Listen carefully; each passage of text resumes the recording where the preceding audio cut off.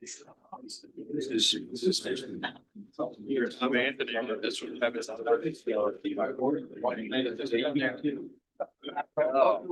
Last night, didn't I? Need us to remind you.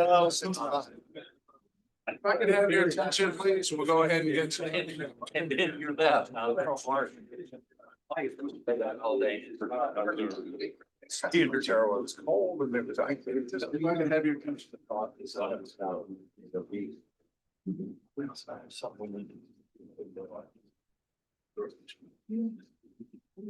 Well, good morning, everybody. I'd like to welcome you to the couple of things right off the bat.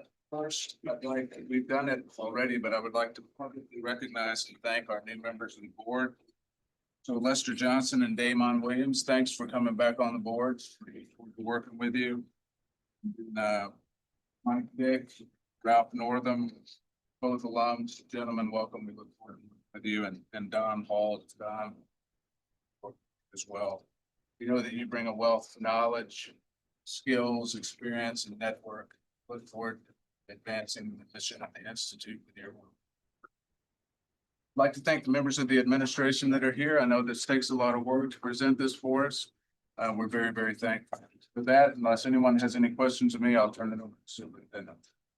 If we could have the first slide up is 120-day assessment. Lead slide.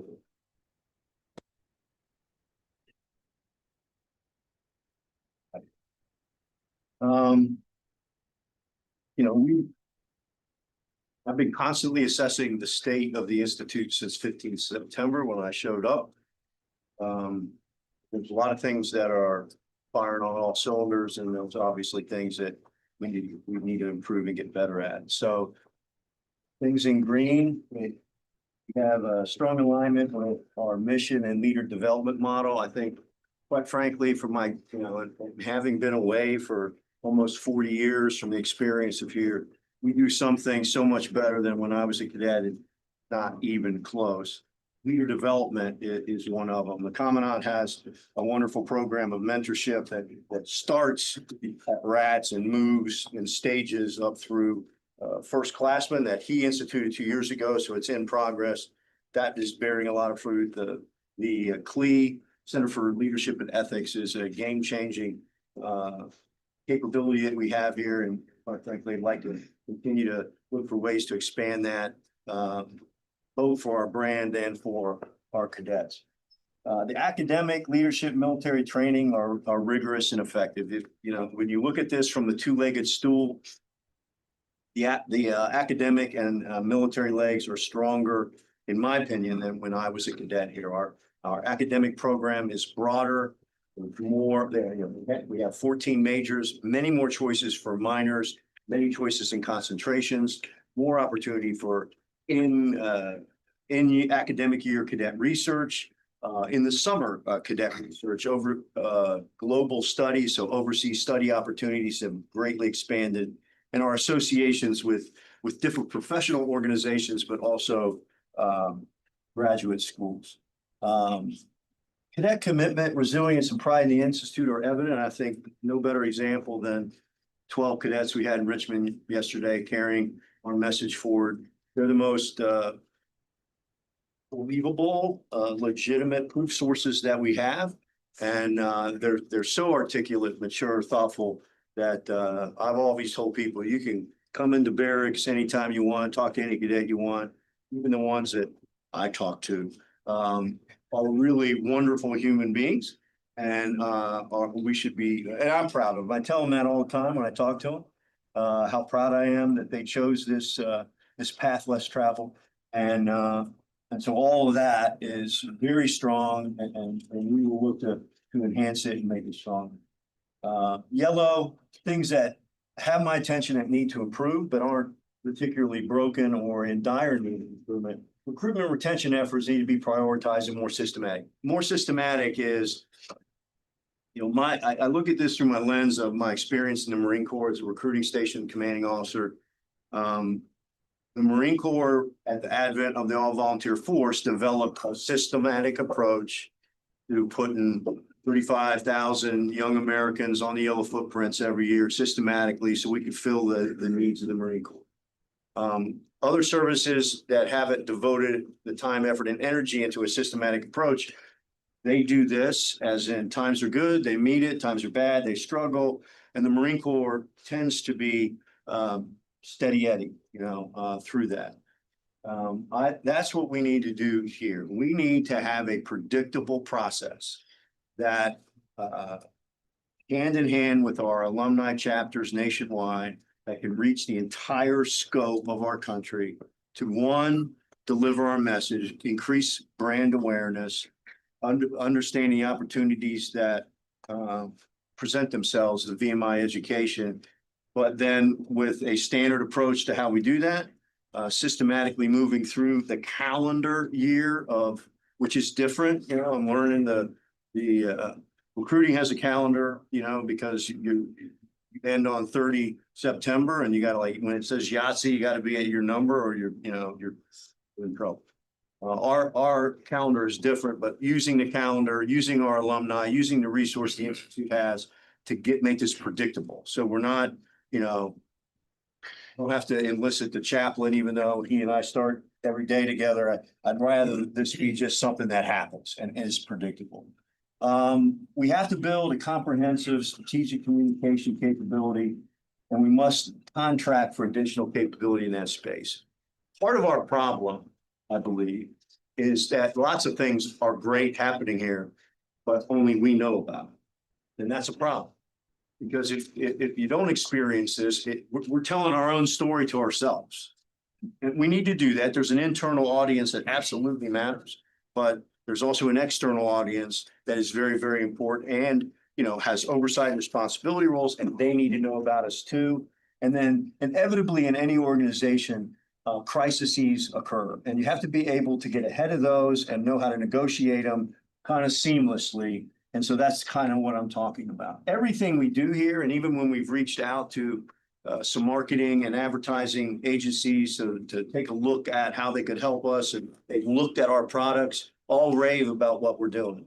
It's not a matter of who internally or externally who's doing the product. It's about how we tailor this to the market that we have, both internal and external, and stay ahead of the information game. Standards enforcement has been inconsistent and it creates perceptions of unfairness. So partially that's part of the issue with the athlete, non-athlete divide, and we're working hard with our coaches to close that gap. But the commandant is on this, like, he's aligned on this and works it hard every day, and so is his staff. It has improved. It's just going to be one of these things from a culture that lets people do whatever they want. You have to stay on this all the time. Or if you come below your attention level, it can creep up on you very quickly and bite you in the butt. And that's also the work that Brianna does about how we treat people. I mean, if you're not focused on that as part of, hey, VMI cadet, is civil, is polite, all those codes of a cadet thing in the classes that we do for inclusive excellence, those are things in leadership that you need to take on board, but we have to constantly reinforce them because the culture writ large they don't see that. If they turn on the news or there are podcasts where people are yelling at each other all the time, we are different, but it takes constant reinforcement of that from the commandant staff, from me, from Duran, about all our faculty, kind of drive that lesson home so they can internalize it. And so a graduate is actually, that's who they are when they leave here. So we're doing well here. My attention's on it. We can do better. If I had to say, the athletic leg needs work. And part of the problem has been, we spend a lot of money on athletics, but in the athletic domain, we're way overspent. So we have to look at, and we will come up with a strategic plan as soon as we're done with the strategic plan, that we will go into an athletic department strategic plan, and every team will have a sub-plan in that plan for how they are going to be a winning program organization within the overall structure. So this will take a lot of stakeholders. So Jamal is already doing this, but the the gentleman we hired for, and I will go over the in progress review of the strategic plan in a second. Was a war planner for me for 3 years when I was the three of the Marine Corps. And he was an LLC hire, and I picked him exclusively because he gets along with people in the sandbox. And I used to have to send him out to validate COCOM and Mark IV plans. And I would get reviews back about what a wonderful experience that was. You send some people out and it's like a bull in a china shop. It's like, hey, don't ever send that guy back here again. I never got that from Dave. And so he's met everybody here in the flow from the strategic plan into the athletic plan. We look at the athletic plan kind of being probably after our on-winning conference that'll go first week in June. We'll be able to sign that, and then everybody looks at the next academic year, totally focused, aligned, and working together. The second bullet, obviously, I don't need to speak to the problems we're having currently in Richmond. This is a long-term effort that we have to do to make what we do better known. And this is just building relationships. When I was the House Director for the Marine Corps, it was easy to build relationships because I was taking CODELs to Iraq and Afghanistan almost 3 times a month. And I'd have 5 to 10 members every CODEL. And so these people spent a lot of time on airplanes and in briefings with you. And then they got to know you, they got to trust you. They would ask you questions. They would go to you if they had questions. We have, Dallas and Kim have those relationships. They do. I've watched it. We have a great team. We just need to have as an institution those relationships. And so I'm trying to, we're working on it like all the time, but over time, I want to create relationships with our leadership in Richmond, with the Institute, not me personally, because, superintendents come and go. It has to be with the organization. Because that's what they have to understand, know, and appreciate. That'll be the objective pretty much going forward. And we got to keep our eye on the strategy. We have a strategic document here in our governance with you all. We just have to keep an eye on where the country, the nation, the state goes and keep up with it.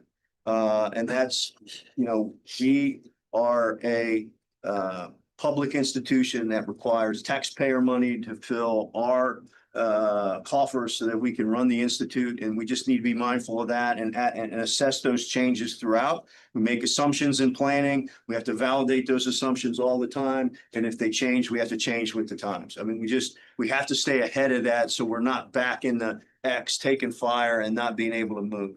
And so those are the things that I think I'm focused on our assessment and have guided some of this strategic plan work that we've done to date.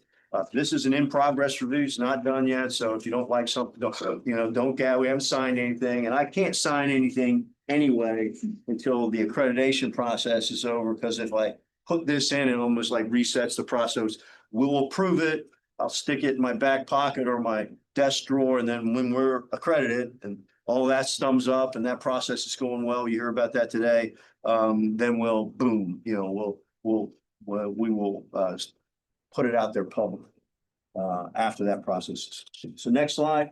Can I just say one thing? Yes, You had 2 cadets, one of the regional commander on a major network. I don't know if you've seen the video, but it's for well, I told the governor that on our meeting, because I did not want the governor to be surprised by cadets on particular news organization. She was witting of that. I told her I don't want to surprise her at any time, and I won't. There was one of those cadets had a previous relationship with a reporter who reached out to the cadet and asked, and I'm not in the process of restrictive free speech. So I said, if they want to talk to you, talk to them. I'd like to stay in your lane. And I told all the cadet leaderships, I'm like, what do you mean, sir, stay in your lane? I said, well, a really great Marine told me this once about staying in your lane.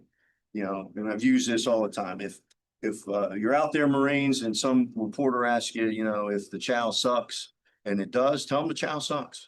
If the reporter then asks you if the United States should be committing these resources to the Afghanistan and the long term, tell them the chow sucks.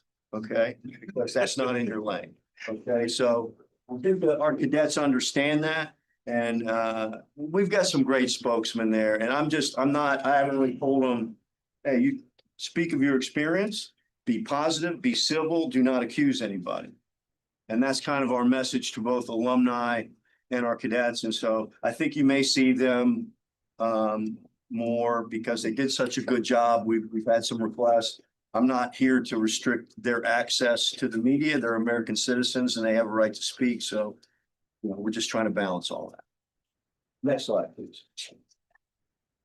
The first thing, this isn't a clean sheet. One of the questions that was asked of me in my the hiring process, what do you think of the strategic plan? And, I thought it was fine. I mean, good objectives. I was more interested in the execution of the plan. I've seen a lot of these glossies over my time. I was trained to be a strategic planner, and if they don't have great measures of effectiveness, if they don't have good assessment criteria for those measures of effectiveness, then it's just a glossy. It makes everybody feel good, but you don't get into the details of actual execution. In some respects, the plan had a lot of execution, probably too much, and in other areas it didn't have enough. So we're trying to streamline that. And Colonel Luna and Dave have helped us in the sense that I want things that we can measure so that we know if we're making progress or not. So that's also critical of that. It builds off General P's 2039 and General Wynn's Forging 21st Century Leaders. So it's more like I'm taking the best of both and melding them together to make a better strategic document for the Institute. And I think it's an opportunity to clarify and codify VMI's direction as we approach our 200th anniversary. Next slide, please. So this was my guidance, clarify and refine the plan.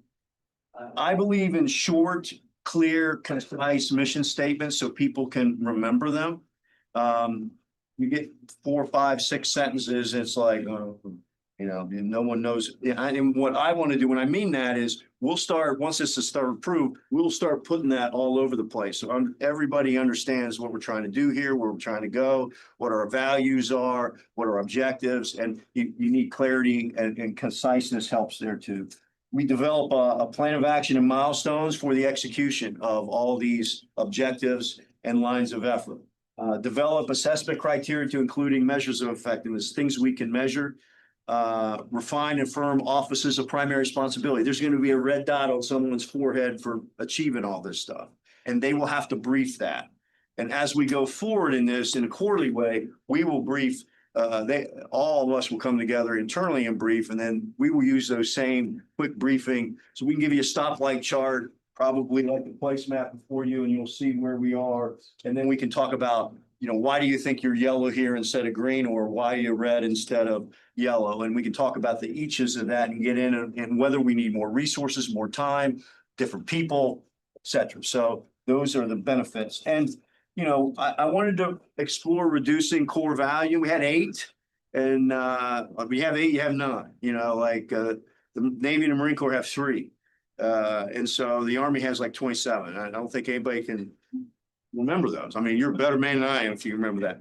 So I wanted to reduce it so that what we're trying to produce here is I'm going to give every cadet a card to keep in their left breast pocket with the code of cadet on one side or core values on the other. So if they ever, so that we used to do that in the Marine Corps and our core values came out, and I kind of, I was a kind of a hard bitten major, and I didn't really think that was necessary, but it actually did work. And so we're going to try to do that as well. But we had to reduce the number of core values. So you see that in the plan. Next slide. We wanted to use the image and of the 3-legged stool. It really was not in one VMI plan. It was in 2039. We thought we use it so much in our analogy and we talk about it. So we kind of looked at it as a vehicle to a visual image of what we're trying to do here. And we kind of look as a lens to view this entire process by. And so this is the vision we came up with, premier small college in the nation. What do I mean by premier? Number one, I won't rest until everybody everywhere says that's the best school in America. Okay. Premier senior military college, we may think we are, I certainly believe that, but I want it to be indisputable. Balanced academic, athletics, and military. That's what the 3-legged stool really means.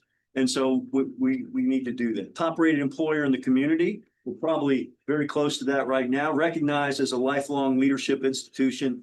I think if we can harness the power of the CLE more fulsomely. And I think if we do that, we can improve leadership, not just in the Commonwealth, but in the nation. We certainly do that with our cadets, but we can make this more of a national repository of teaching leadership. And that's kind of where I'm pushing Dave Gray to go. Okay, come up with a plan for, maybe a master's program or certificate program in leadership. We've talked about masters. The dean and I talk about it a lot. I think if we're going to do that, we need to have a master's in our niche, and this is what we're known for. Business, well, you go to Darden. Something else, you go someplace else. I'm not like the Citadel in a metropolitan area with 1.5 million people in it. So I've got to have a niche that people say, well, I'm going to go where they have to pump in sunshine to learn about leadership because it's so important. And then we can host conferences and bring people here that are not associated with us, in the sense that then they can see all the great things we're doing, and then they go out and spread the word. And that's kind of my vision there. And then remains an affordable degree with a high return on investment for cadets and their family. I mean, we have to do things about affordability. I have some ideas about that. And we're going to pursue those things to try to do our best to make this as more affordable, a good value for the citizens of the Commonwealth. So that's the vision. Next slide. Core values, here they are. So we had 8. I've necked them down to 4, and I did steal 3. So help received. Honor was no. I mean, if you ask any VMI alumnus, that's the first word out of their mouth. So that's obviously our first core value. It's the bedrock of our experience. It's what defines us as an institution. The cadets cherish it. We hold it up there on an altar, and we should. And so that's number 1. Courage. Everything we do here takes courage. And I talk about the courage to sign the matriculation registry, the courage to say, I want to take the path less traveled, the courage of the uncertainty of the experience. Like, when they tell you to get your chin in for the first time and you have no idea what's going to be next, the next morning, the next day, the next hour. All that is courage. It also takes courage to be honorable. It takes courage to be civil in an uncivil society. And so those are things that we're constantly preaching in both the commandant and all the staff to the cadets. Selfless service. We had a long discussion because I like one word. So I was just going to say service. Isn't all service selfless? But the commandant told me, no, it's not. So I believed him. So we're going to keep selfless in there. Far too many people are self-serving with ulterior motives. And what we want our alumni to do, the people that hold this degree, that wear the ring, is to go out in their community and be good citizens, first and foremost, to be benefactors in their community, to uplift their community, to be, points of light in their community. And that, you do that in many, many different ways. Most of which you don't get recognition for or any monetary recompensation for. So that's kind of what we're trying to stress. It's more about what you do. Service and selfless service defines your journey, your path, and it links to the first 2. It takes courage to do that because you're on, again, another path less traveled, and we want that to be a way of life and something we continually instill in our cadets. And then commitment.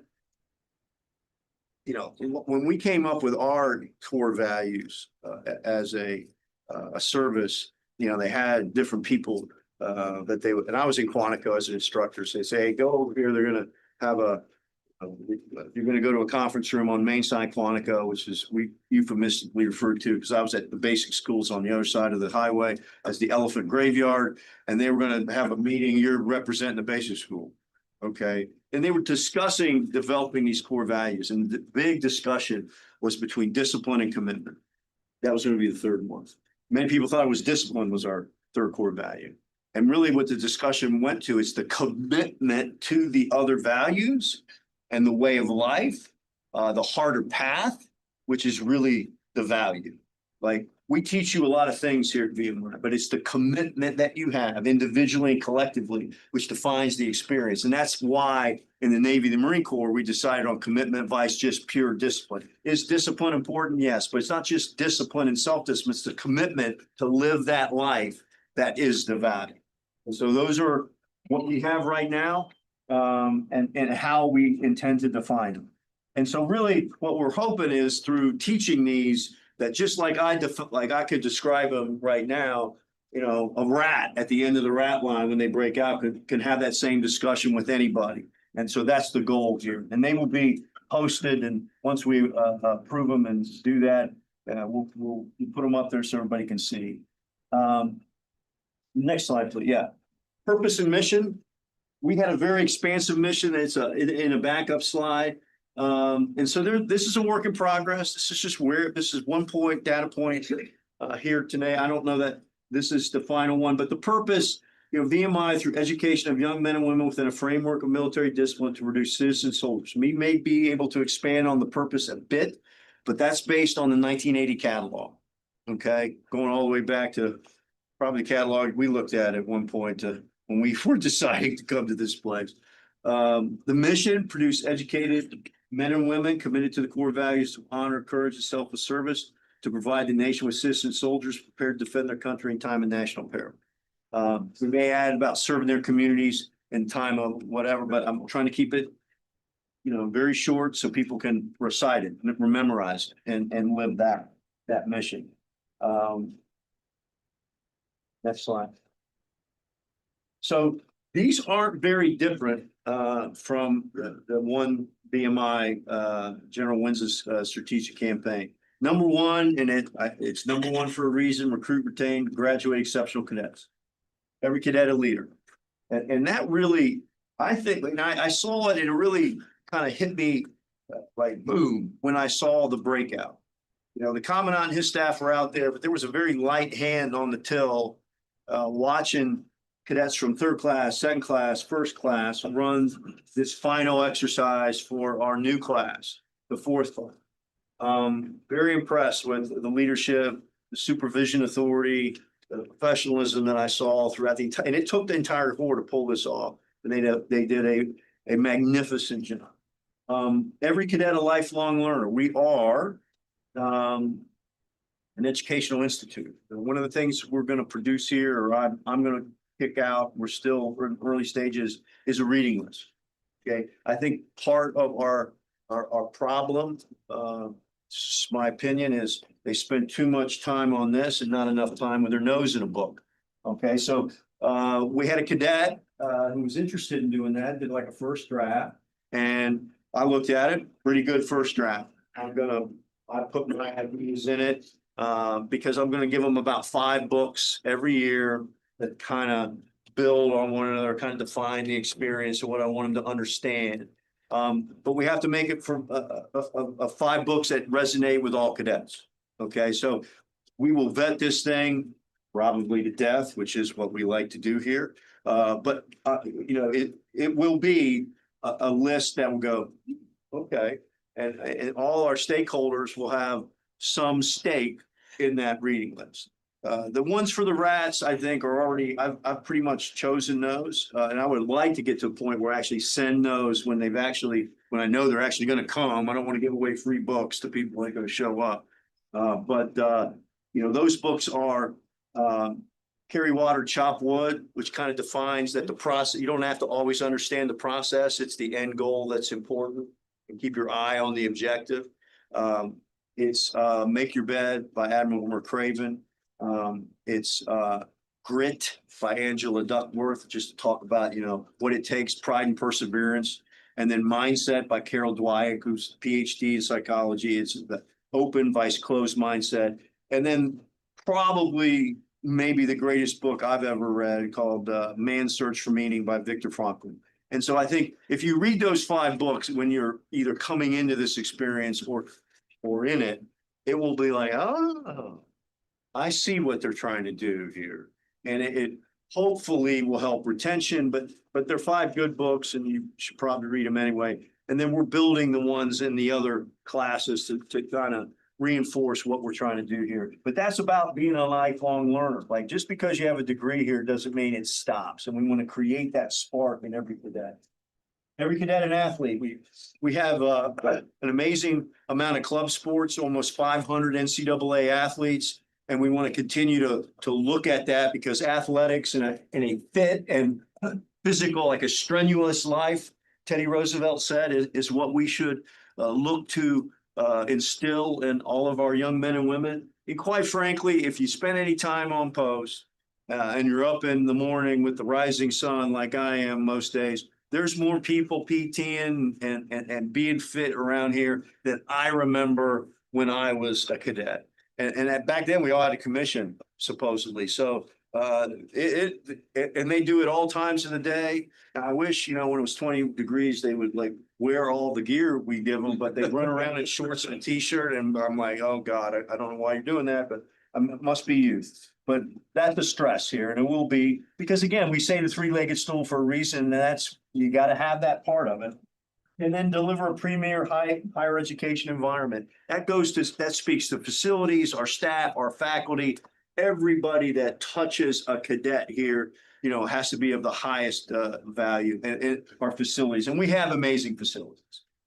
We have a few that need, and it's something you always have to have constant attention to, and a plan to continue to upgrade, maintain, and replace. And we will do those are our initiatives. So here, recruit, retain goals, be among the top 5 Virginia public institutions for retention and graduation. We're close. We just need to do better. Retention is always going to be difficult here. We bleed combat power like from moment one. I mean, this year we had 2 kids didn't even get out of the stands, didn't leave mom's side. We call them Alpha Company. I ain't going, and so, I think it's always been that way. I had a roommate that came in our room. We didn't know his name. He put his chair and his hay in. We got worked out as we were trying to fold underwear and stuff. And then we just left and he never came back. And we had an extra chair and hay, and we used to get in trouble for that. And because we couldn't explain it, we were like, I came in, drop it off. I don't know. And so retention's hard. There are retention initiatives that I want to get to. A lot of that has to look at the developing science of human performance and how we might want to track that to get better insight into biometrical markers that predict, okay, I'm about ready to tap out, so that we could get left of boom and intervene. We have more resources to intervene at VMI than ever before. In our day, that's why I met Doc Mansour. I was like, I didn't think I could, and he was a single point of failure. We have many, many more resources now, but we've got to get them to the right person at the right time to make an impact. And so maybe human performance can help us do that. Build a sustainable mission-aligned enrollment pipeline. That's systematic recruitment, so that we continue to both push out information, increase brand awareness, increase information and awareness of what we offer, but then have a process to once they put an application in and we accept them, we go back and we'll continue to show service after the sale to convince them you want to be part of this network in your life to get them here on the yellow footprints. Next slide. Obviously, all cadets prepared to contribute to society and nation their chosen path. There's many choices in leadership. One of the things I meant to talk to him last week, but I think he may be one of your brother ads. Dave West, is he 90? Yeah. He was a president of Cisco Pacific, 90 grad, Marine, got out as a major. I asked him if I could use him to form a committee of business leaders so that we could look at what we do for cadets that are not commissioning. And ideally, and I have a law that I would have to change, but at the 2-year mark, when you say, I'm going to be a Marine or sailor or airman, there's a lot of cadets that, I don't want this experience. What are we doing for them? Now, right now, we just make them take Army ROTC classes, which puts a burden on the Army ROTC because they're not staffed for the additional people who are not going to be commissioning. Now, we have a law that says they have to take, 8 semesters of ROTC. Could there be a different pipeline for those not commissioning? Could we develop a program with business leaders that is like really avant-garde, timely, that would prepare our cadets to just go into business and just knock the ball out of the park, essentially just like our young commissionees do? Not that they don't now, but could we put a system in it? Could it be more systematic? Could it be more predictable? Could we actually, here's the program, and it could be something we advertise and could attract people. So I've asked him would he be interested in doing that? Because he's not the president of Cisco Pacific anymore. And he's got more time on his hands. And so he said, I'd love to do that. So we're, thought in the future. I don't know. I would look to the business leaders on this committee the board to give me some ideas of who might also be part of that. But then, they'd brief out, we'd brief you. Do we want to, what resources would we need for a program like that, and whether or not we think it's a good idea? But I'm looking at that. And that goes to number 2, Premier Leadership Development Program in Nation, character prepared to lead a military, public, and civilian life. That goes back to what the Center for Leadership and Ethics does, and it does a fantastic job now. I want to make it more impactful. And I think, we're getting probably, I don't know, 40-50% of what we could get out of it. And there may be more resources we could apply and get a bigger bang for the buck. So that goes back to leadership. Next slide. Lifelong learner, we talked about that. Intellectually curious. Our faculty still does that. They spark intellectual curiosity. That's important. What we want to do is create that. Hey, you're not a finished product, even though I'm just giving you this diploma, and your whole life you should be trying to better yourself. And we have to instill that into that. And recruit, retain, promote, distinguished faculty. I think the dean and I talk about that a lot. I think we have that right now. I think when you go there, is it today you go faculty or department tours? I think you're going to meet some of the finest professors and committed, devoted faculty that you'll ever meet in your life. And so we just continue to keep our eye on that ball. And finally, foster competitive mindset in all cadets, because every cadet an athlete, and grow the NCAA program. When I say grow, I mean create a program that consistently wins. I don't want to use the word compete, because we compete. We don't compete very well. Okay. I want to win.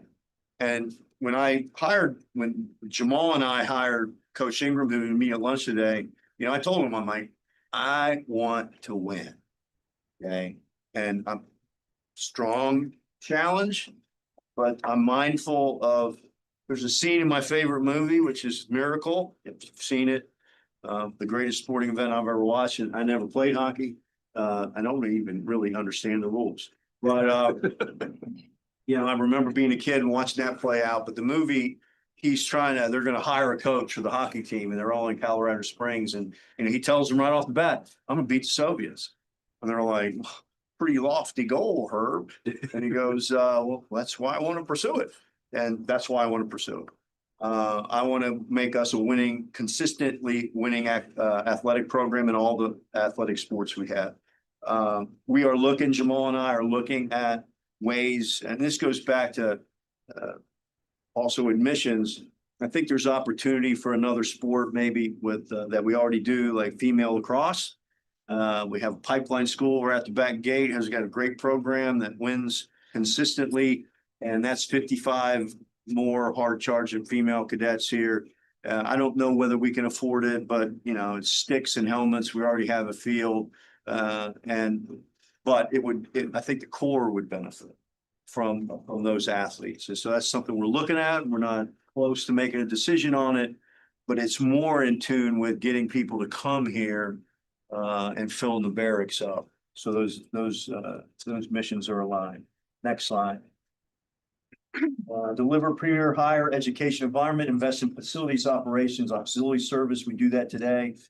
Maintain, sustain high quality workforce. We really do that. You talk to people all around this post. How long you been here? 30 years, 40 years.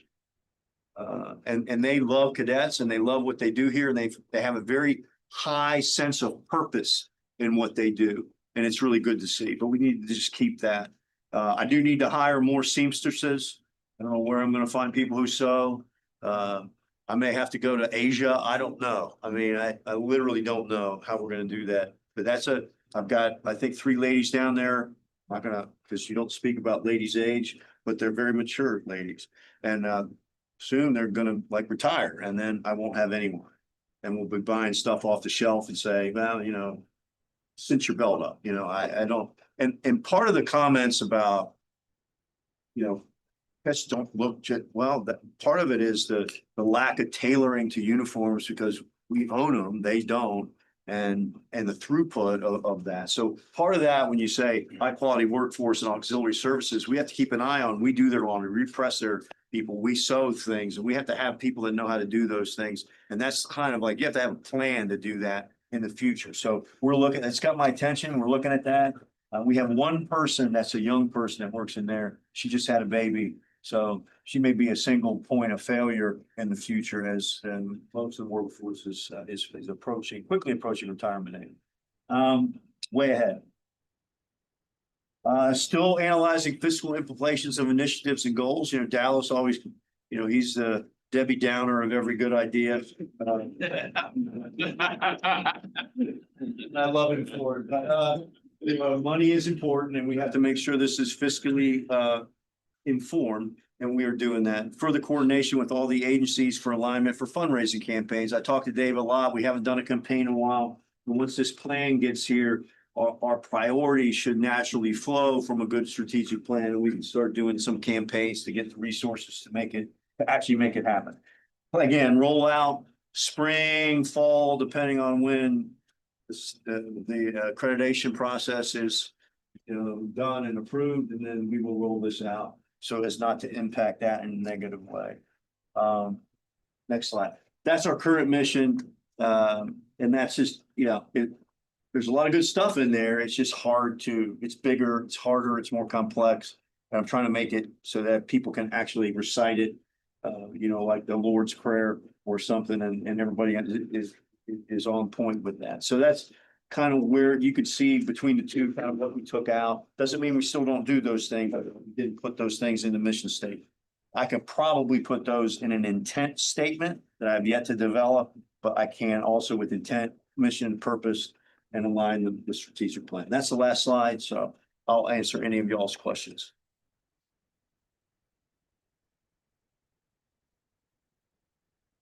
It's done. Thank you very much. And that was very comprehensive. We appreciate the update, appreciate where we are in the process, and we'll give it due attention and provide feedback. Thank you very much. Looking forward for all of that. Thank you very much.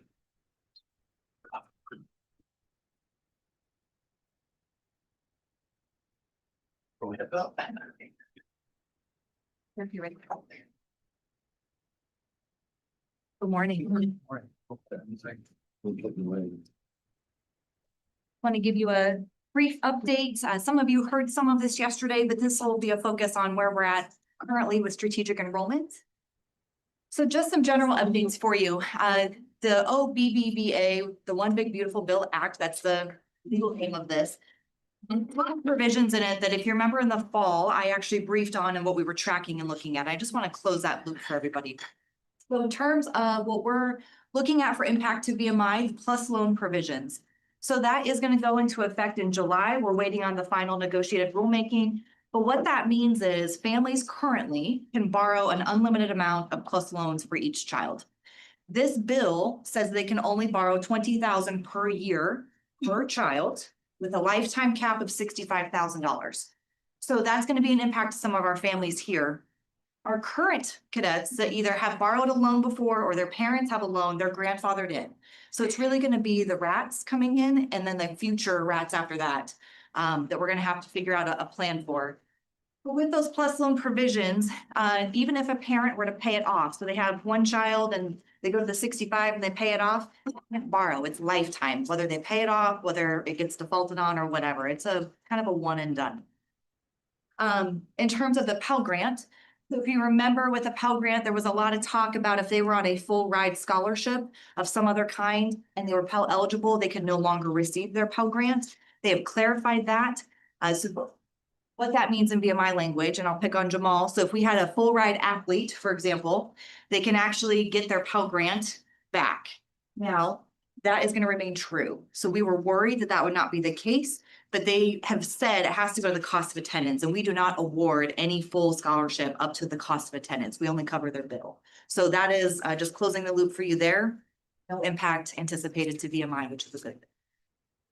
Proactive outreach. What we're trying to do is as soon as negotiated rulemaking is complete, our team is going to reach out to our current cadets, all the incoming rats and their families to make sure they understand what this means for them. I just want to make sure it's completely finalized before we jump the gun on that in case something changes. The only negative impact for the current core on the plus is if they transfer to another school. So as long as they're here at VMI, because we offer bachelor's degrees, they can really change their program here at VMI and they're fine. But if they do transfer out and they're grandfathered in, they've had a plus one before, they actually will fall under the new requirements. So we're gonna make sure that they know that.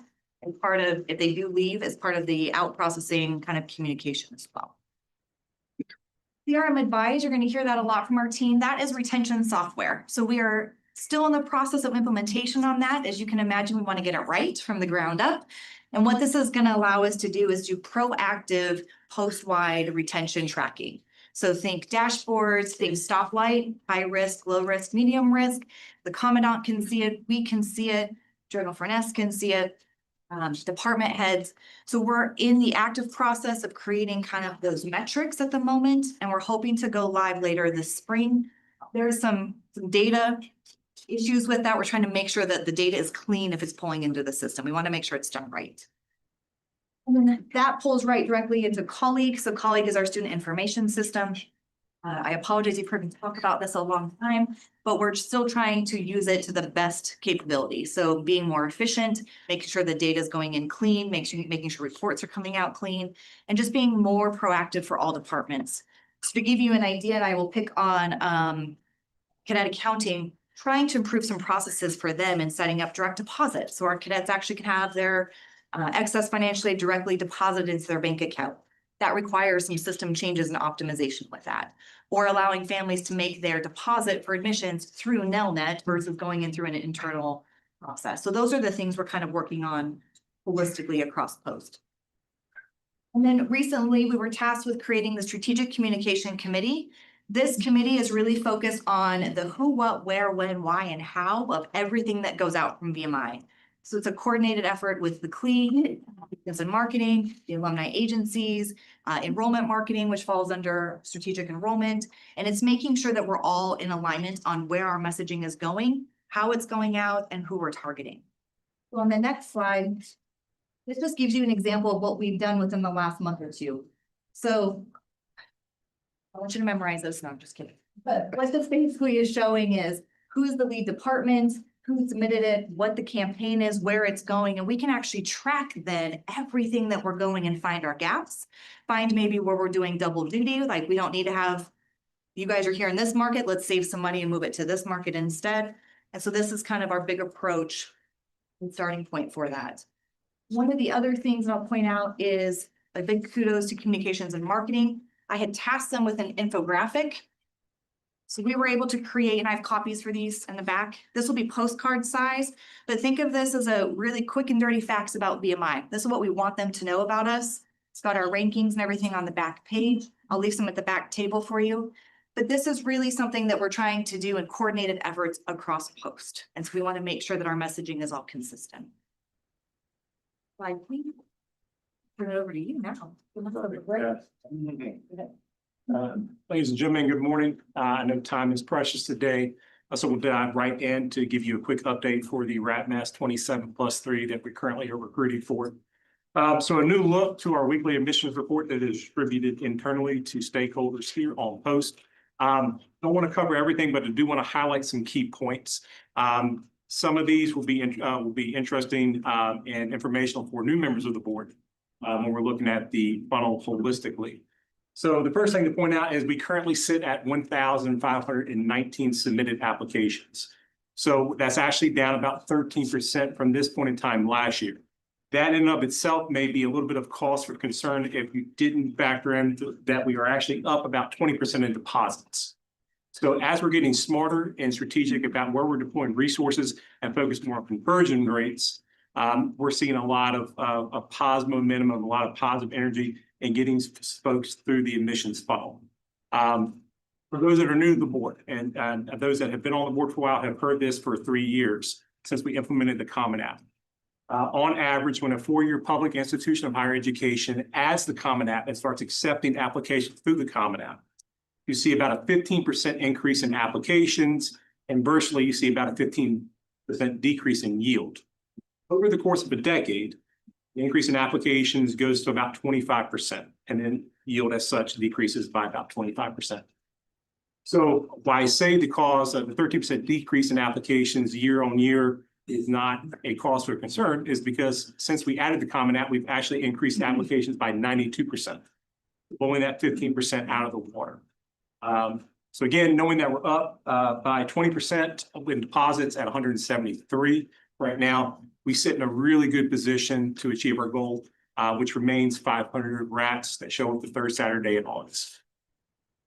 Some other key notes that I think are interesting that I wanted to share. Deposits by gender. So currently 24% of deposits received are from women. That's exceptional at any time in the cycle. Typically, this point in the year, we're about 20%, 19%, and we land somewhere around 16. We've made progress in that area in the last few years, but we currently sit at 24%. So we are excited. That is great news, especially since we know nationally that men are going to college at lower rates and our key, gender demographic remains. The other thing to watch out for, we're working with families when they call in, are the deposits by residency. So we want to try to achieve a 55 to 60% in-state ratio makeup of our core. But at this point in the admissions cycle, you tend to see out-of-state be higher. So we're currently sitting at about 30% with out-of-state. And so we've got to do some work there. We do have families come in, they ask about costs, they ask about, what sort of scholarships are available. And so we're working that on a day-to-day basis, making sure that nobody can say that, hey, the cost of a VMI education was out of reach for me this year. Any questions? Next slide. Perfect. So just a year on year, just to kind of show you with the investment from the Institute in admissions and admissions technology, the level of granularity that allows us to be a lot more agile on a day-to-day basis in admissions. Kind of taking a look at nationally in terms of submitted apps where we're down. So obviously green means green is good. Red, depending on the shade of red, is where we need opportunities or we need improvement. And I just want to highlight a key point. So if you remember from fall, we took one of our regional recruiter positions because we saw a decrease in applicants from Richmond. We took that position and we shifted that to Richmond and had a plan to make sure that we weren't losing connection with applicants in Northern Virginia. And so while we haven't really seen much of a decrease in Northern Virginia, we've seen an increase in Richmond. We're slightly down in Hanover, but we're up pretty big in Henrico, Goochland, and some of those other surrounding localities. So, but this is kind of what we look at on a day-to-day basis, especially with my regional recruiters that are around the Commonwealth, where we can say, hey, these high schools, we're receiving fewer applications this week or these next 2 weeks. We want you to focus your efforts here, right?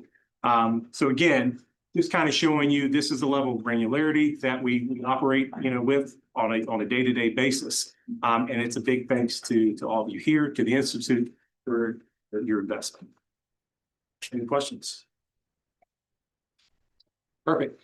So current yield activity. So we are shifting out of sort of the recruiting phase for the class of 2030 and shifting more towards yield. So some of the yield activities that are currently going on, and I would miss a big opportunity to be able to thank the Alumni Association and their efforts in working with us to coordinate alumni callers. They're reaching out to prospects, to young men and young women that have been appointed, talking about the return on investment of degree, kind of what a degree from VMI has done for them and has set them up for success.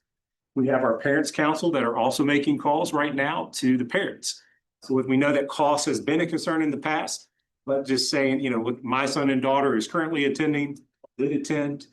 This is how VMI education, our unique model education, has set them up for success, helping educate parents as they're working with their children to make their college choice. We have cadets making calls. I have a great group of 5 cadet callers. My cadet in charge is Hayden Talbot. Fantastic young lady that are currently calling, texting with appointed students. So really synergized effort to try to drive yield. And I think you see that reflected in a deposit number when we haven't appointed as many, but we're up by 20%. Finally, my staff is not shifted to focusing on yield yet. We're still working on building volume, making sure that we have a plethora of files to review for appointment and move those folks through the admissions funnel. Currently working with the alumni agencies on yield events throughout the Commonwealth. So we've got 2 that are nailed down now so far in March and April, one in Roanoke and then another in Richmond. We're planning 2 yield events in Northern Virginia and then one in the Virginia Beach area as well. These will just be for appointed students, alumni. We'll have representatives here on post there as well. Again, the goal for those events is really to try to get them to deposit, take that next step after being appointed. Looking down, you can kind of see some of the campaigns that are going on. Basically, I want to show you that, on the yield front, I'm trying to convert the public deposit, enrolling and matriculating. There's campaigns, text, email, phone, mailers going out home, handwritten notes. We're doing everything that we can to seat the class of 2030. You're in August. Any questions? So, question on the yield event. So I see there are 5 in Virginia, kind of covered the compass points there. But in reference to the fact that our out-of-state numbers are looking slightly behind schedule, what are the yield efforts for out-of-state? So we're in the process of synergizing efforts with the Alumni Association and the alumni chapters. And it's been a little bit difficult kind of getting things off the ground, but we wanted to focus this year, specifically since Virginia, we're a state institution, Virginia's our home base. We have to secure the Commonwealth first of go ahead and hosting these 5 events and then kind of expanding outside in those battleground states. Right now, we're faring pretty well. We're not really up big or down big in sites like North Carolina, South Carolina, Maryland, Pennsylvania, Texas, California, right? So we feel pretty good about where we're at right now. So the focus was just on Virginia this year. And then as we kind of get through next year into a new budget cycle, working with the Alumni Association of how we can best deploy those resources, or can we rob Peter to pay Paul? Some things that we have seen that aren't necessarily, they haven't been successful, shifting those resources to doing more of these. I can add to that too. We're actually working with Sherry and her team to do some geofencing. So in areas that we are down in apps, or we're looking that we need to work on the yield or the conversion, we're actually going to target them in geofencing. So we gave her the list of where we're going to look at. We're also looking at specific events that are happening. So if there are some competitors that have events going on, we may geofence them while they're at that event so that they see VMI and come over it that way. The other piece of this that comes back with the last slide that we have on call to duty, we get all those national lists. And so we are actually reaching out to those as well, because if they have their ROTC scholarship, then they qualify for call to duty. That cost then becomes really no barrier. It's really covered at that point. And so what we're doing with that, just in the last 2 days, I've had 3 different families haven't even applied for admissions yet, got our messages about call to duty, and they're submitting an application today. So those are ones we weren't even on their radar. That was the intent overall for some of this. And so that is something that we're working on as well. Conversion wise, we are inquiry to applicants, so hand raiser to submitting an application, about 25%, which is pretty good.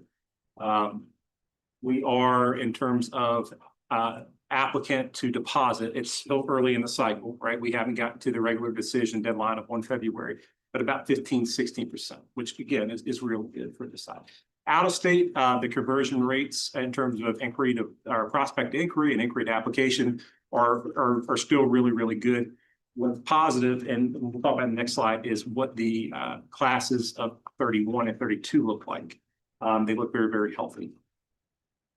We go out and target, like, I know if I go to Cook Union or all that kind of stuff, but like Valley Forge, well, did you go out there and send people? Yes, sir. Scheduled to see Camden Boulder next week. A couple general questions. One, we know that when young people apply for the service academies, they usually, members of Congress have somebody on their staff that handles that. Have we ever followed up with those individuals, say, if they don't qualify to get into a particular service academy, VMI is certainly a welcome option that we want to tell you about, or someone could tell you about that. Do we do that too? I assume they still do career nights, and I like the fact you're geofencing. I think it's very smart to do that. Do they have career nights these days in high schools? Do we pick high schools? And then finally, I should have asked it earlier. I appreciate the gender numbers. What I don't see is the numbers broke out by minorities versus whatever.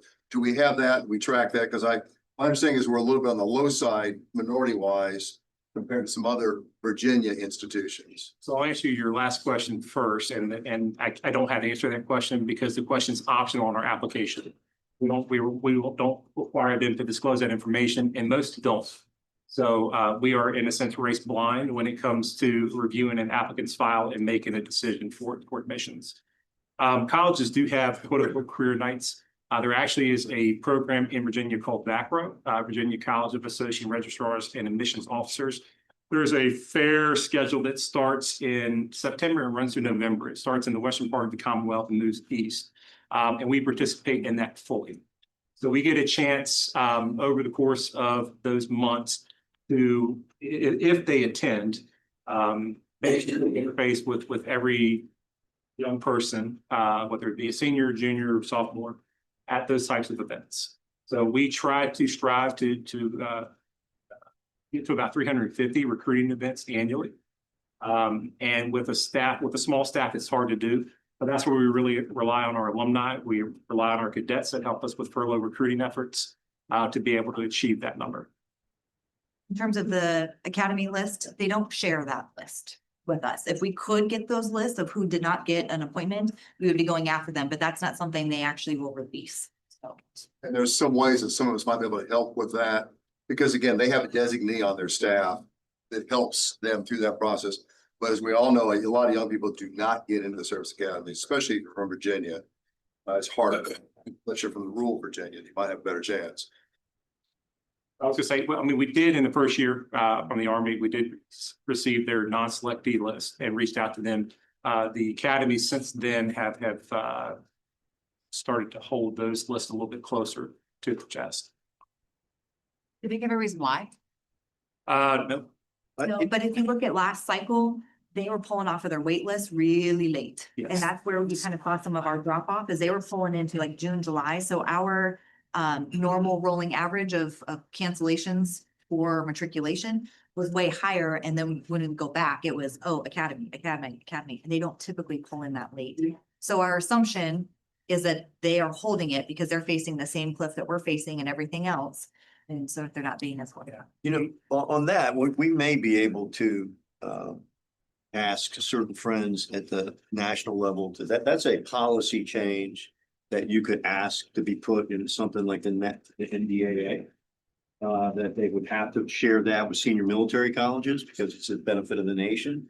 And that would just be a small legislative change. I don't think that's a heavy lift. And I could talk to some of the people I know on the committee to do that. The other thing is, I think what you're talking about, sir, is, you know, they do their interviews. This is before they're even going to nominate some people. They probably interviewed 50, 60 people. They picked 3 or something. What about getting them to share that?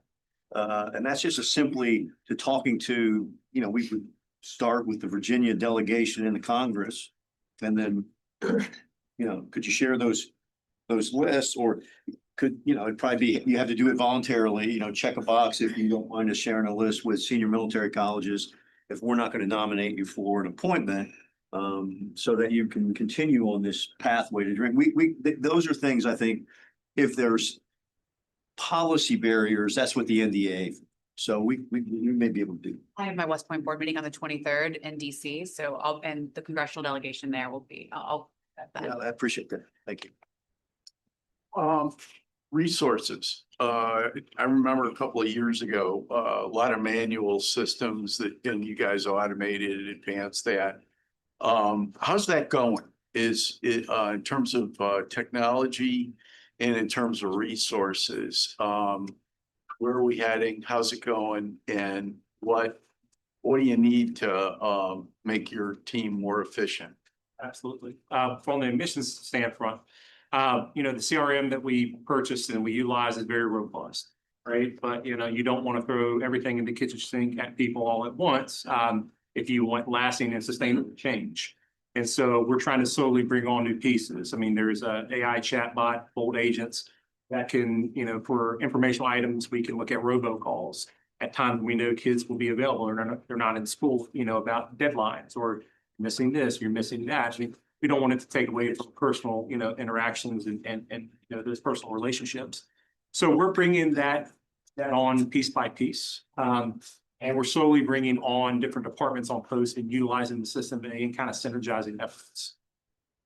I would say a lot of the movement in the middle of the funnel is where we need to look as well. And so what I'd like to do with our CRM, Bolt Agents is AI technology, but what it allows you to do, you can get it built out the way. And we've talked to our CRM company. I want it to be able to be like, hey, they're stuck here, but then they went and pulled this information from the website, or they went here, that's so financial. So they haven't maybe made their deposit yet, but they've been appointed, but then we find that they went to the financial aid page 3 or 4 times. That tells me that they have financial concerns, and then I can target the messaging. So while we've improved our messages and what's going out, we need to fine tune it. Be more systematic of, hey, this is where they're at here, or they've gone and looked at this program 4 times. They might have questions about that academic program, and then get the department head to reach out. So it's fine tuning all of those pieces and trying to leverage that technology. Very good. Yeah. We talk about this number 500. And we have 525. Do we have room for 525? Because when we start with 500 and that's our goal, and then what happened last year, it just seems like we're always behind the 8 ball with that. So why 500? Who came up with that? Why not 525? Can we achieve it? Can we put them in there? I can't. Help me with that. I was gonna say, I can't. Like, is it a hard stop? Is it? What I can say is it is achievable. The methodology that we use to determine or predict what melt will look like in the summer.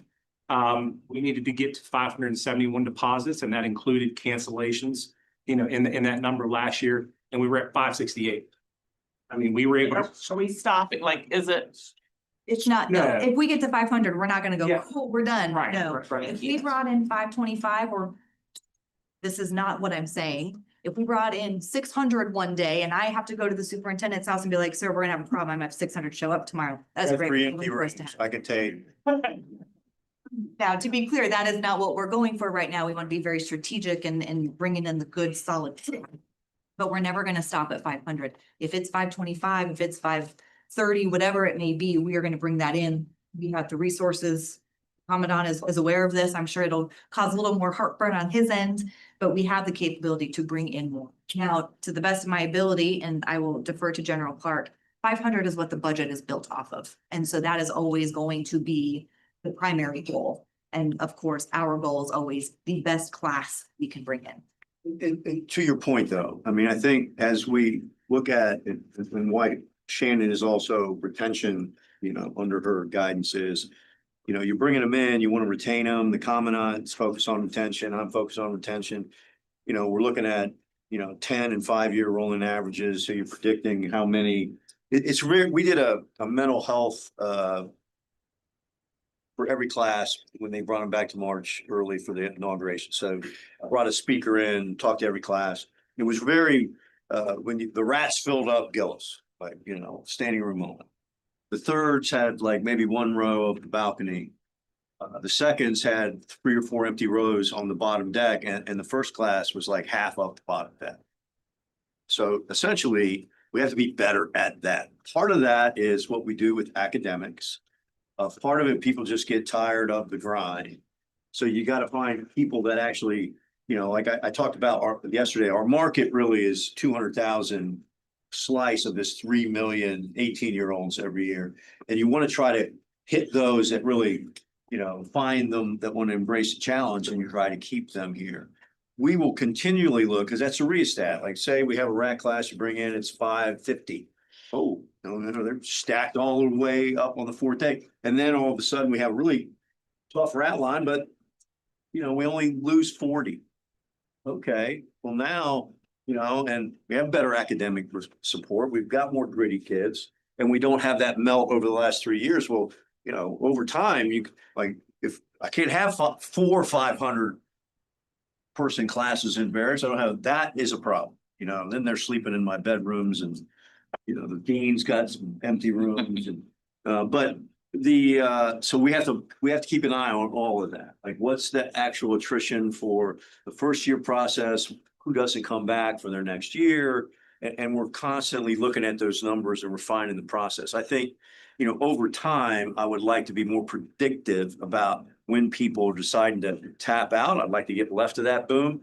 But right now, we just have to look at the numbers, because as it rolls, I'd like to do things that get us closer to 1,700 at all times than where we are now is like 1,450. That's a big hole in your budget. And we're talking about playing in the margins a little bit when you think about it. So when you increase retention efforts and you're keeping a handful more, that takes the pressure off of admissions, right? Because retention drives recruitment. And so if you increase incrementally on this side, it actually takes the pressure, makes us a little bit more competitive on the recruitment side. And so it all has to balance and play out. And so if we have a really great retention year, I might not need to bring in as many rats because we've retained more and I don't have the bed space, and the commandant is gonna go crazy with that. And the other So thing we're trying to do, and this is, I didn't talk about this in the plan, is global enrollment. And it's that we have two great relationships, one with Thailand, one with Taiwan. And they've been relationships with those states for almost 100 years.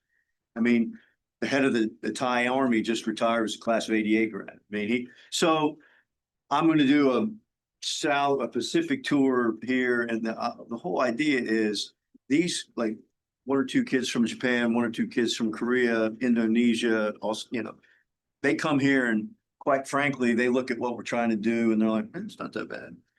Like, I remember, one of my brother rats from Thailand, we're getting ready to go on a rifle run. He's like, grab his rifle, run out of the barracks. I'm like, he didn't think anything of it. I mean, they're just, I hate to say, they're just naturally a little bit tougher. Life's tougher over there. They're tougher. And like I also say, they don't quit because there's no Greyhound ride to like Bangkok, and it's hard to get home. And quitting culturally for a lot of those societies just isn't acceptable. So I think that makes it easy. We have about 34 foreign international fellows here in the Corps. Now, most of those are from Thailand or Taiwan. We have some athletes from Sweden, Turkey, Georgia, some Baltic states. So, we'll expand those. Quite frankly, our basketball coach is recruiting Europe actually fairly hard. And the reason why is the AAU culture in America for basketball is all about me, minutes, points, individual statistics. Over in Europe, it's all about the team. So mindset wise, and it goes back to that, like, none of those folks grew up with air conditioning. So the fact that we don't have it, no big deal.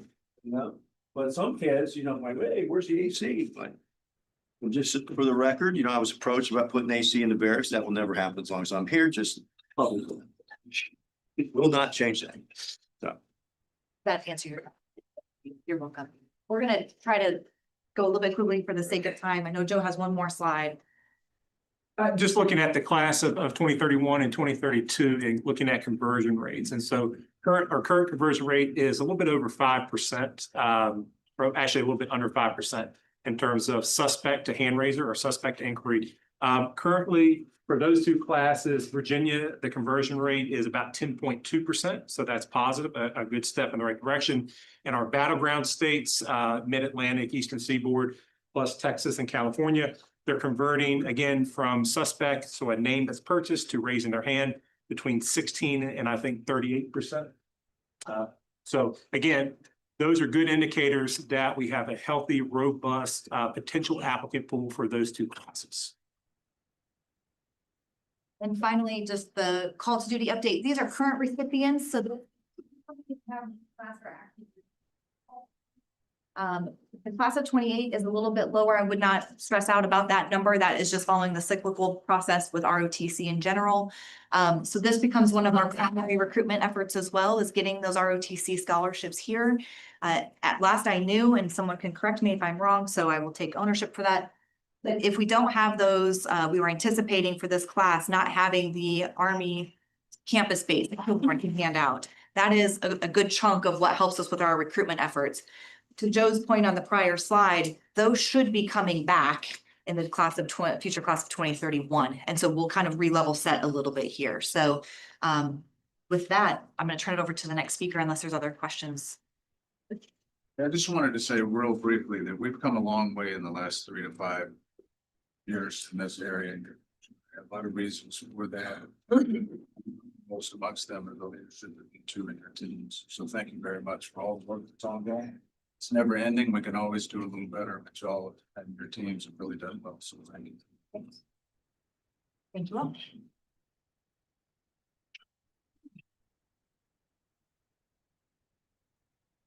Good morning.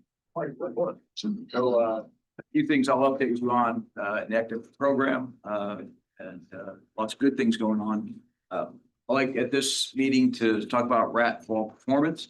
So this is longitude back to fall 17, but if we look on the far right, a few highlights, and we'll go through all this data, obviously. But our rat class at 14%. Who finished the fall semester on ACPRO. Notice this bottom line, right before the pandemic, numbers used to be single digits. Since pandemic, double digits.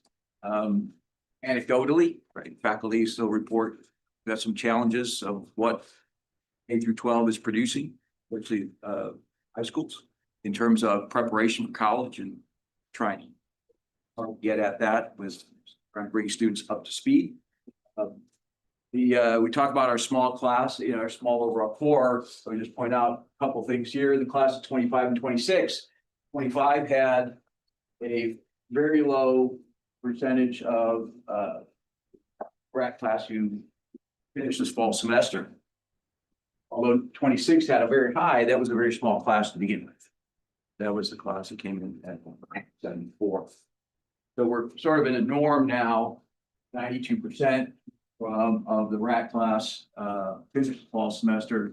Those matriculated, 98% of those who made it to past the drop add date finished. So we are working hard to try to reduce those. So next slide. What's the success rate? Okay, they finish the first semester academic probe, they come back. Do those numbers go down? Do they stay? The number who are on ACPRO. On ACPRO, yeah. I'll show you some data in a moment to answer that question. So last year, we started the cadet academic recovery program in the Miller Academic Center. And this is to take cadets of any class who are on ACPRO and require them to go through some programming and some development work with the staff at Miller Academic Center.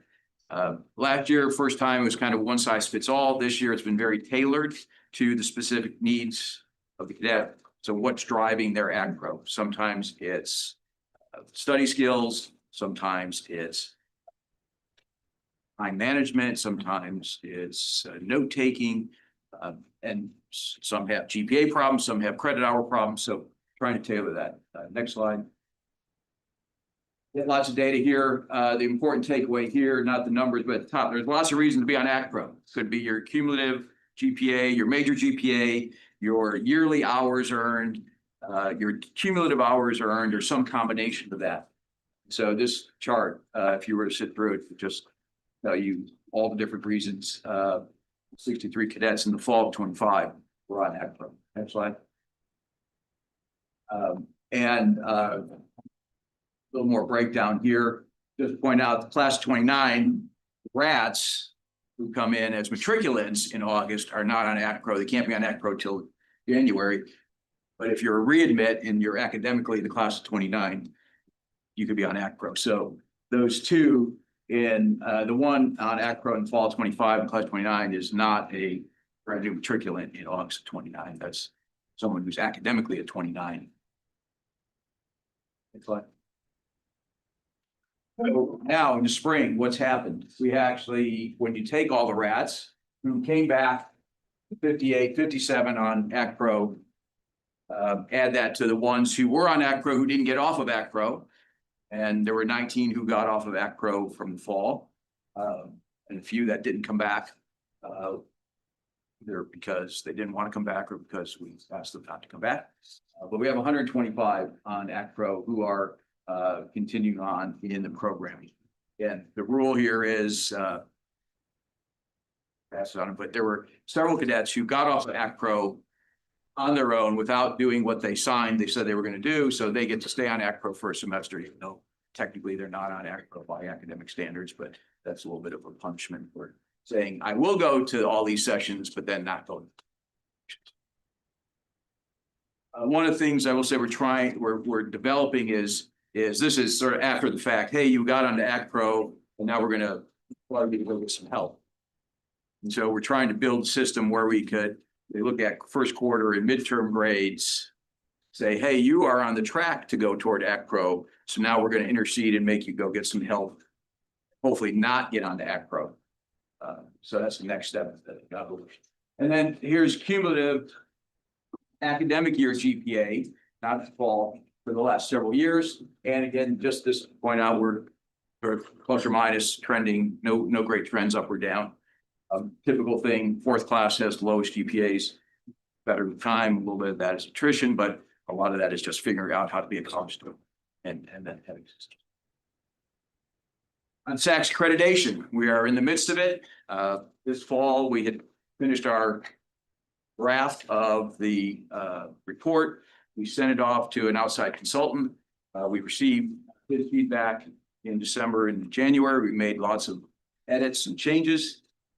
If you really want to read the report, the main report's 190 pages. If you'd like to read the appendices, it's about 11,000 pages. SACS does not get paid by the word, unfortunately. But we are right now just a few weeks away from submitting. March 1st is our submission date. We have our SACS COC Vice President Liaison coming out to visit in a couple of weeks. She may have some inputs. We might make more changes. We think we're in really good shape. And I owe that to a lot of people. I'm just sort of at the top here. Andrew Luda and his team and a lot of faculty and staff are responsible for getting us to the point that we are. We turn the report in this summer. An offsite team will review it, provide us feedback in August. So I won't have any update for you in May. But in September, we'll be able to report on what that team found. We have time then, about a month, to make any more changes. And then the team comes out for an on-site visit the first week of October. We'll know sometime. Preliminary, we'll have an idea, but we won't get the official report till next winter. They have a spring meeting. Make it official. A couple other things not up here on SACS, just for you as a board, from a SACS COC perspective, you all have certain responsibilities. And if I encapsulate those into four things, one is oversight of student outcomes and high quality learning. A second is adherence to institutional mission, that mission statement and everything we do supporting that mission statement is part of your oversight. Oversight of financial control and institutional governance of VMI, not governance related government relations, but governance of the institute, and then compliance with federal and state law regulations. Those are, from SACS COC perspective, those are the four areas that you all have oversight and responsibility. One other thing on SACS COC, we'll be getting a marketing piece out on this soon, but new president came in the fall and they started a new an awards program. We didn't know anything about it. Several of us went to a December annual meeting, but VMI was a recipient of what are called the Torch Awards. The symbol for SACS COC is a torch. But they created three awards, categories: affordability, student success, and post-college outcomes. And we were the only undergrad-only institution that received the award for post-college outcomes. So they looked at all sorts of data, and we had no idea that they even had this award. It's brand new, and so we're very proud of that. We do have great post-college outcomes. Maybe in the next year or two or so we'll be able to win for affordability and student success. But anyway, it's out of their almost 400 schools. How many? 700 schools? 780 schools. So that's a great thing. Next. Partial load program. Last spring, the board directed that we pursue this, to come back to you with a plan. So the academic piece, that I get partial load is for any cadet, initially by NC2A rules, but applies to any cadet. If a school would allow a student to take a part-time credit hour load that is less than 12 hours, per NC2A can only be done in the last semester. But we were asked to start putting a program together so that the superintendent can review it and ultimately the board if we move forward. And so what would it look like for any cadet that being good academic standing, which means GPA standard, and only need something more than have to take at least 6, but less than 12 hours in order to graduate. The student would have to comply with all VMI regulations, et cetera. Nothing would change there. This bullet here, right? Ability. We would recommend that the ability to take this last semester would occur after the 8 semesters, or for a transfer student, the minimum 6 in-residence semesters. That is, since VMI's full-time pricing is 12 credits to 19.5 with an overload to 21, for that a student doesn't say, hey, if I take overloads and there's no extra cost for overloads, I could finish and do this in my 7th semester and then come back and graduate in May. Now, that would be ultimately a board decision if we'd allow that, but the recommendation from the department heads and the academic board is that the student would have to finish their 8 semesters, or at least the 6 semesters if they were transfer student. What needs to be addressed still, the last 2 things here, we have a 10-hour rule. The 10-hour rule says if you're a cadet in good standing and need 10 or less credit hours to graduate, with permission of the department head who controls the courses, you get approval to take those courses elsewhere. You can go take the courses elsewhere, transfer in the credits, graduate with a VMI degree. So should we have a 10-hour rule, or should it become the 6-hour rule? It is, hey, if you have 10 hours, you gotta be here. If you have 5 hours, you can go elsewhere. So TBD, and then tuition. Something for finance come up to look at, right? We have a flat tuition price, regardless of whether you take 12 credits, 19.5, or overload to 21. Tuition for 11.5 to 6.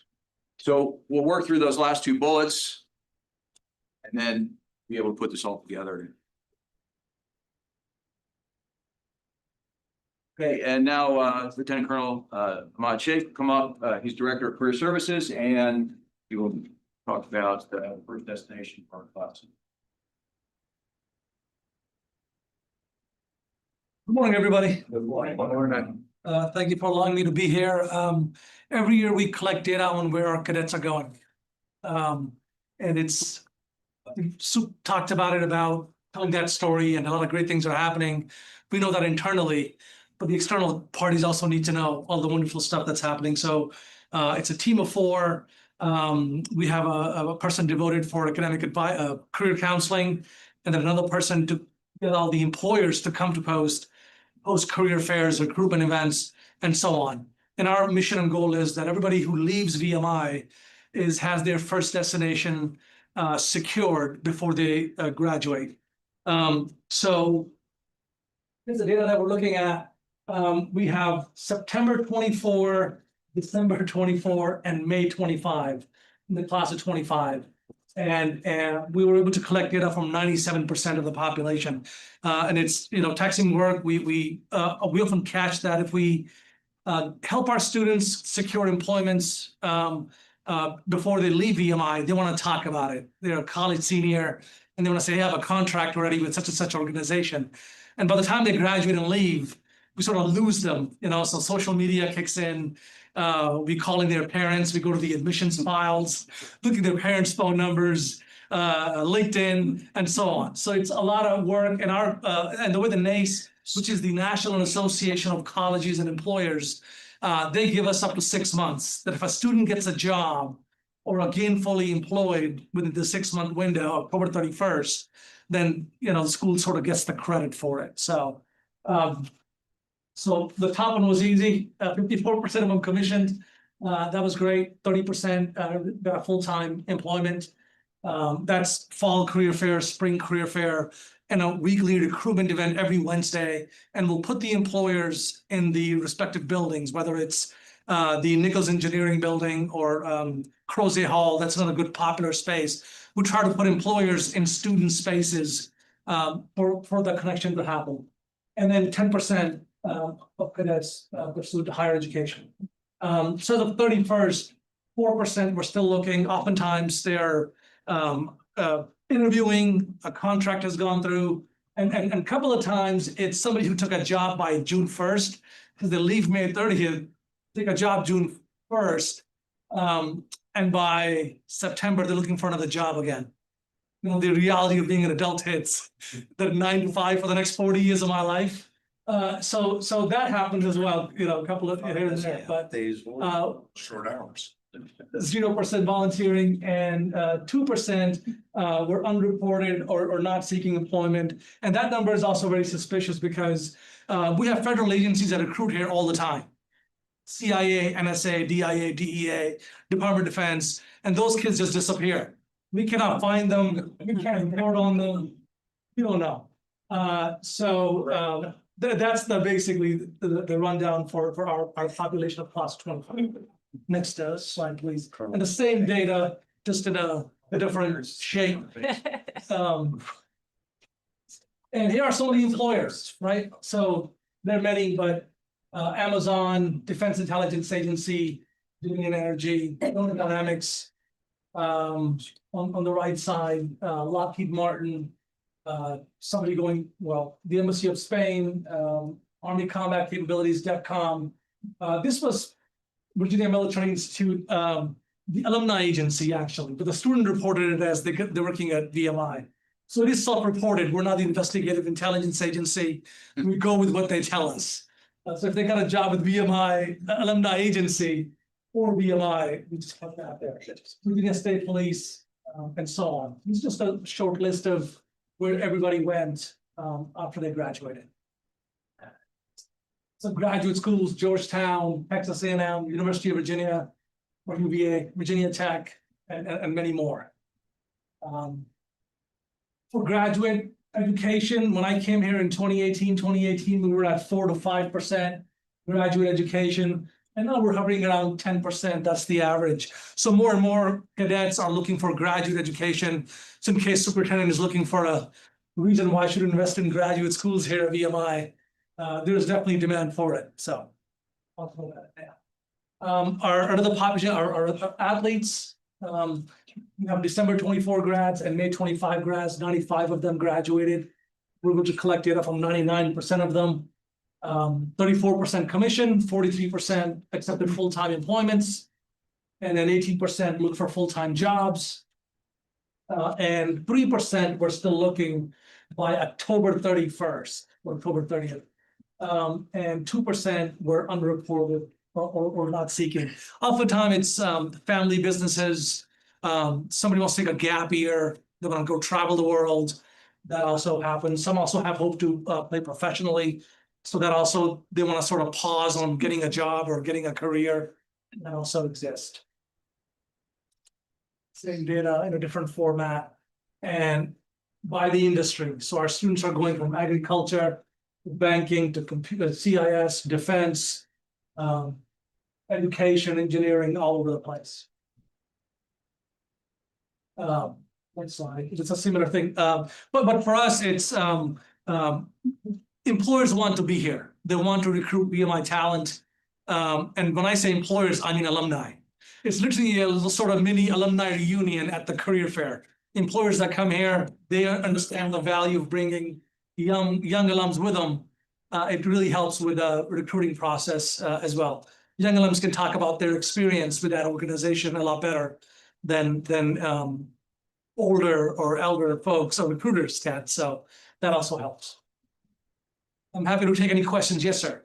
Quick question, with some of the attention we've received recently in the news and so forth, do we compare to other universities in Virginia? How do we compare to them?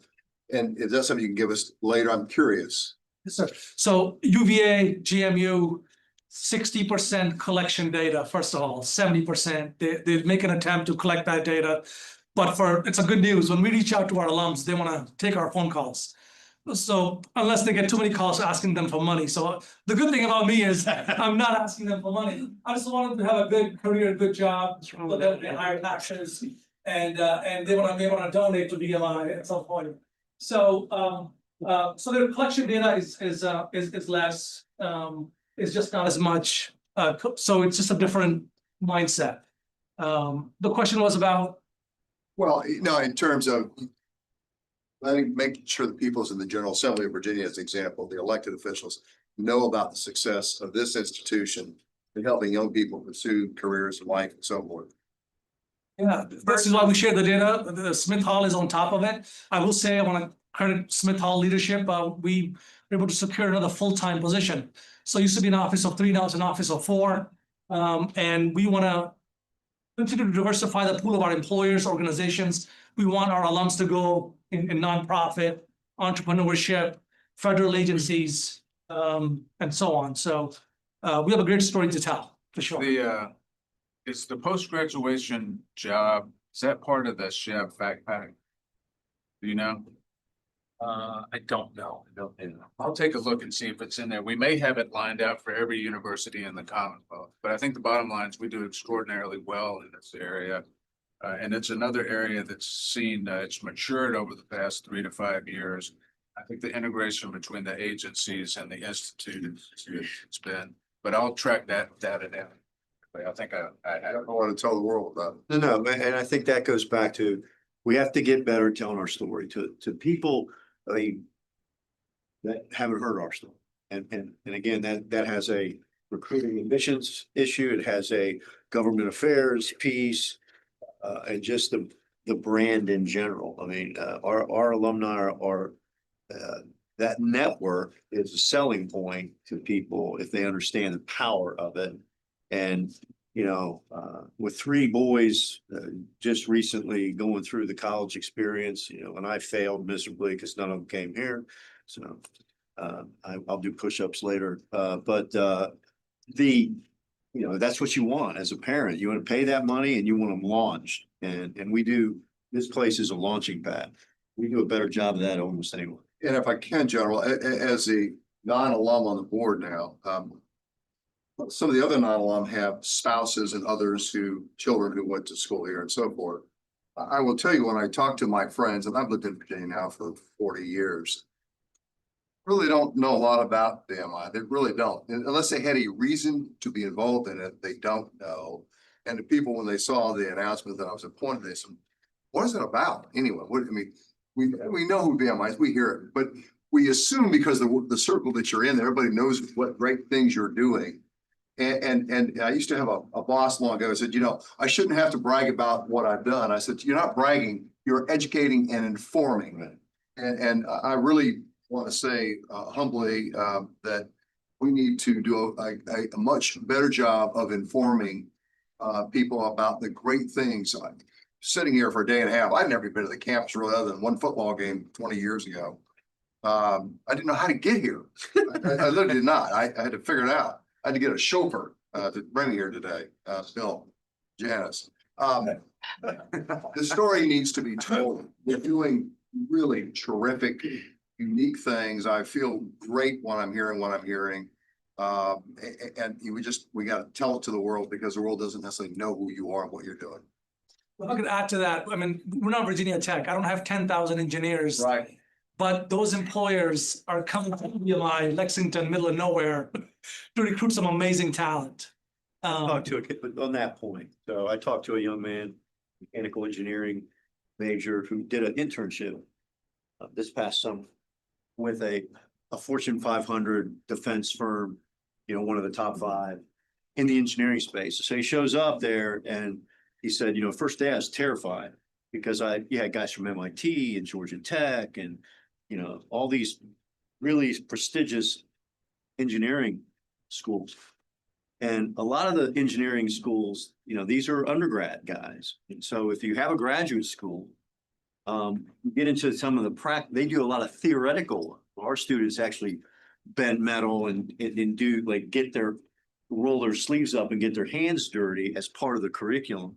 And he said, you know, quickly, within the first 2 or 3 days, he said, I was the only person that actually knew how to do things. And people from MIT and Georgia Tech and everything were looking to him to explain some of this that was part of their lab work down in that engineering building that I never went near when I was a cadet. And so that's part of our value. Yeah, we don't produce 10,000 engineers, but our engineers know how to do things. And so I think once that gets out, you know, employers line up and they want that kind of person. And oh, by the way, you know, they show up on time and they tell you the truth and they do a bunch of other stuff that employers like too. So. I think that in the chef meetings, I don't think I'm mistaken. I think we were like the top when you compare to the in-state universities for this particular students employed within this. I mean, I think we're number one. I think you're right. Earnings out, earnings. Yeah. All that. So, Ranking the other Virginia schools. yeah, and within the state, I think they called us out. We track it, but obviously we have amazing faculty people do terrific work here, so shout out to them. Thanks so much. Sure, thank you. Yeah.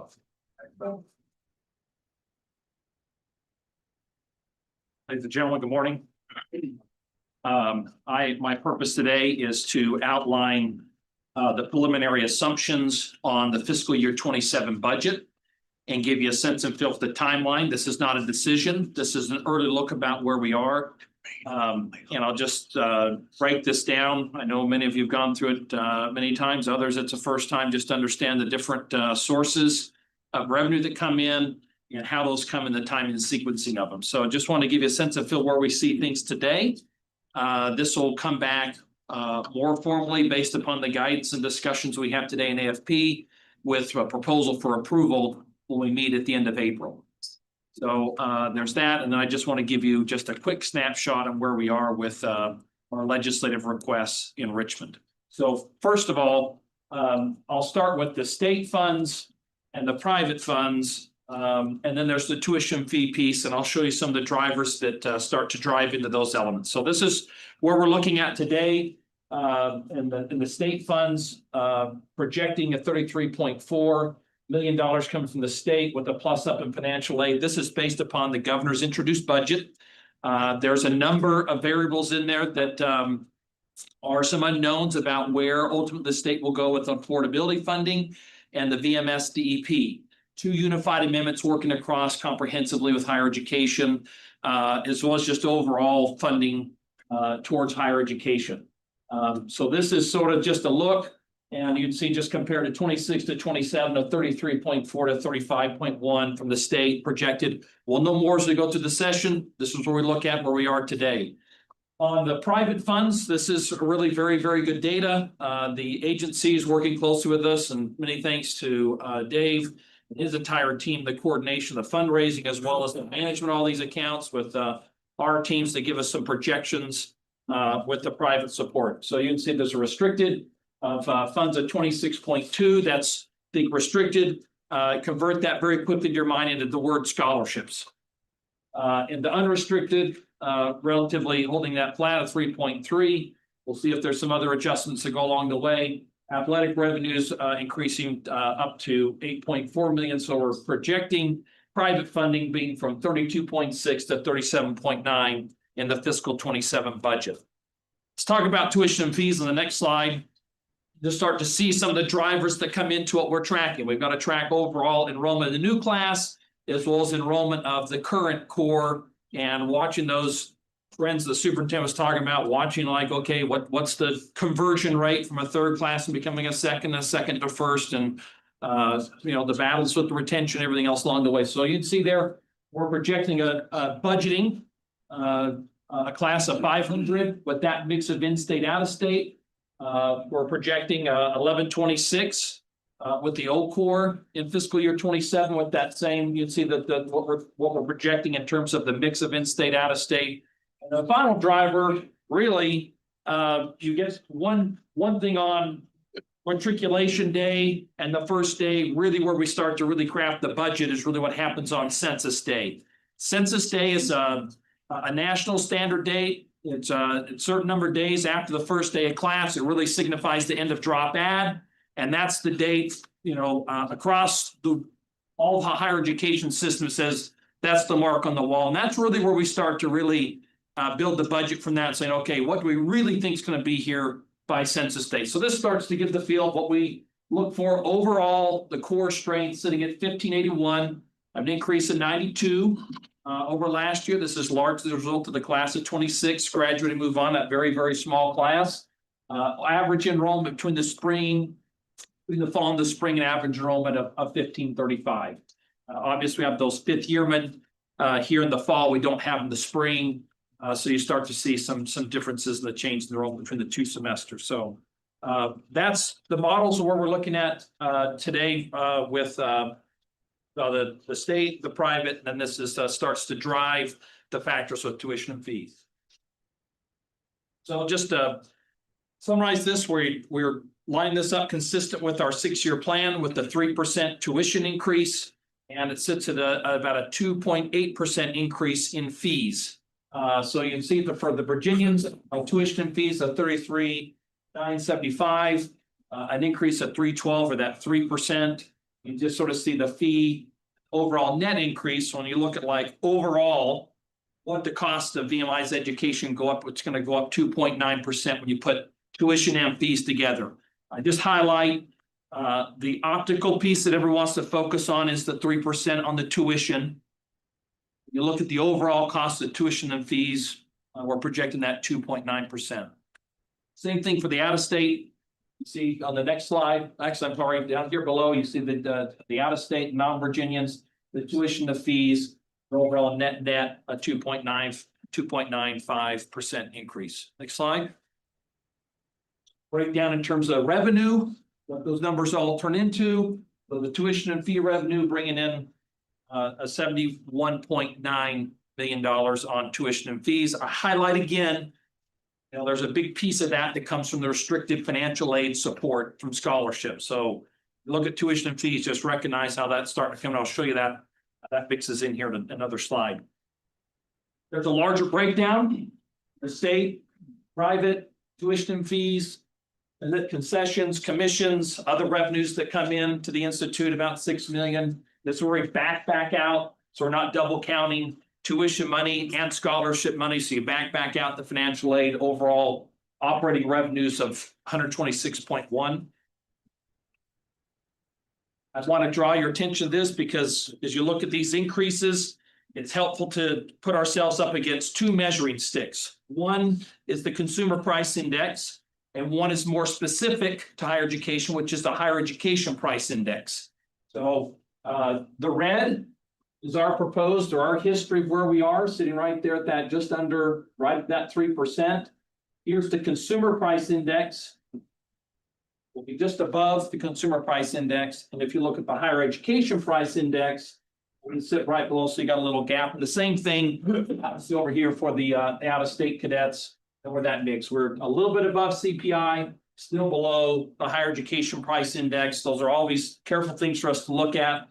The higher education price index is going to look at a different basket of goods that are specific to higher education, look at those costs. And those are all sort of national trend data that's out there published between those two different indices. So hopefully that's a helpful thing to sort of see, well, where does VMI fit vis-a-vis what's taking place in the marketplace. You look at just overall salaries based on what's been proposed in the governor's introduced budget. All still the machinations of the legislatures they work through, but the 2% salary increases and bonuses along the way, we're projecting, let's just call it roughly $850,000 in increased expenses as a result of the proposed increases. We've got health insurance costs, a very, very big jump.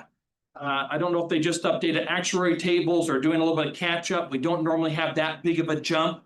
We have a very big jump in health insurance. There's another one that's been updated on insurance costs, like risk insurance. Took some big jumps this last year. Hopefully that levels out, but we've got a really big jump in our health insurance costs for employees. So that's going to be about a $1.3 million increase in the budget. Utilities, contractual spending, as I mentioned, we've got just all the regular contractual pieces of food services, HVAC, so on and so forth. We're budgeting about $1.9 billion in some of those increases. There's also still a delta out here about the implementation of the strategic plan and some of the initiatives that superintendent is working out, getting with you all with the board. So net, probably about a $4 million increase in some of those pieces and some of those expenses. Let's just put this all together now on the next slide. Start to see the overall revenues coming in, the state, from auxiliaries and UMA, unique military activities, private fund component, those other revenues, athletic revenues, backing back out the financial aid, and you just start to see where we spend it. So this is always frustrating because if you're more accustomed to typical P&L, we spend money, comes in one way, turns around, gets spent towards the E&G or towards the academic program, towards the auxiliaries, towards unique military activities, and towards athletics. That's sort of where we sit, where we are today on the budget as we look forward to fiscal year 27. There's a timeline. Here's where we are today with having our meeting at the end of the legislative session, which will give us a feel for exactly where the state sits on all those factors with insurance, salary increases and so forth. We'll know, we'll be able to pin those pieces in. You've got the governor acting on the budget. We'll see how that all and the legislative pieces that come out. Reconvene session. We're back here, we with you all here at the end of April.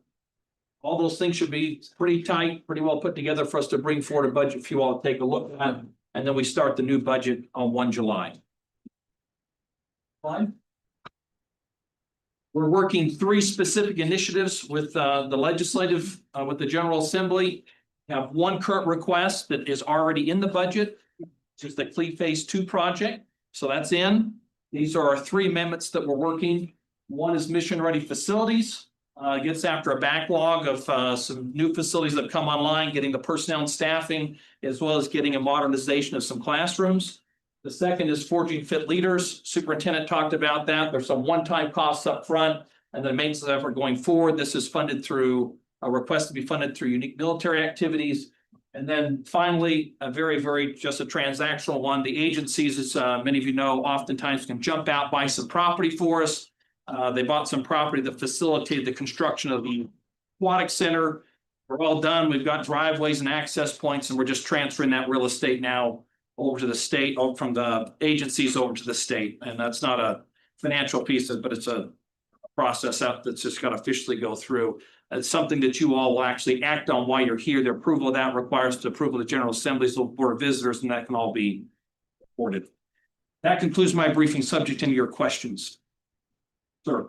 It's just an extension of Nancy's question earlier related to the target for the number of cadets.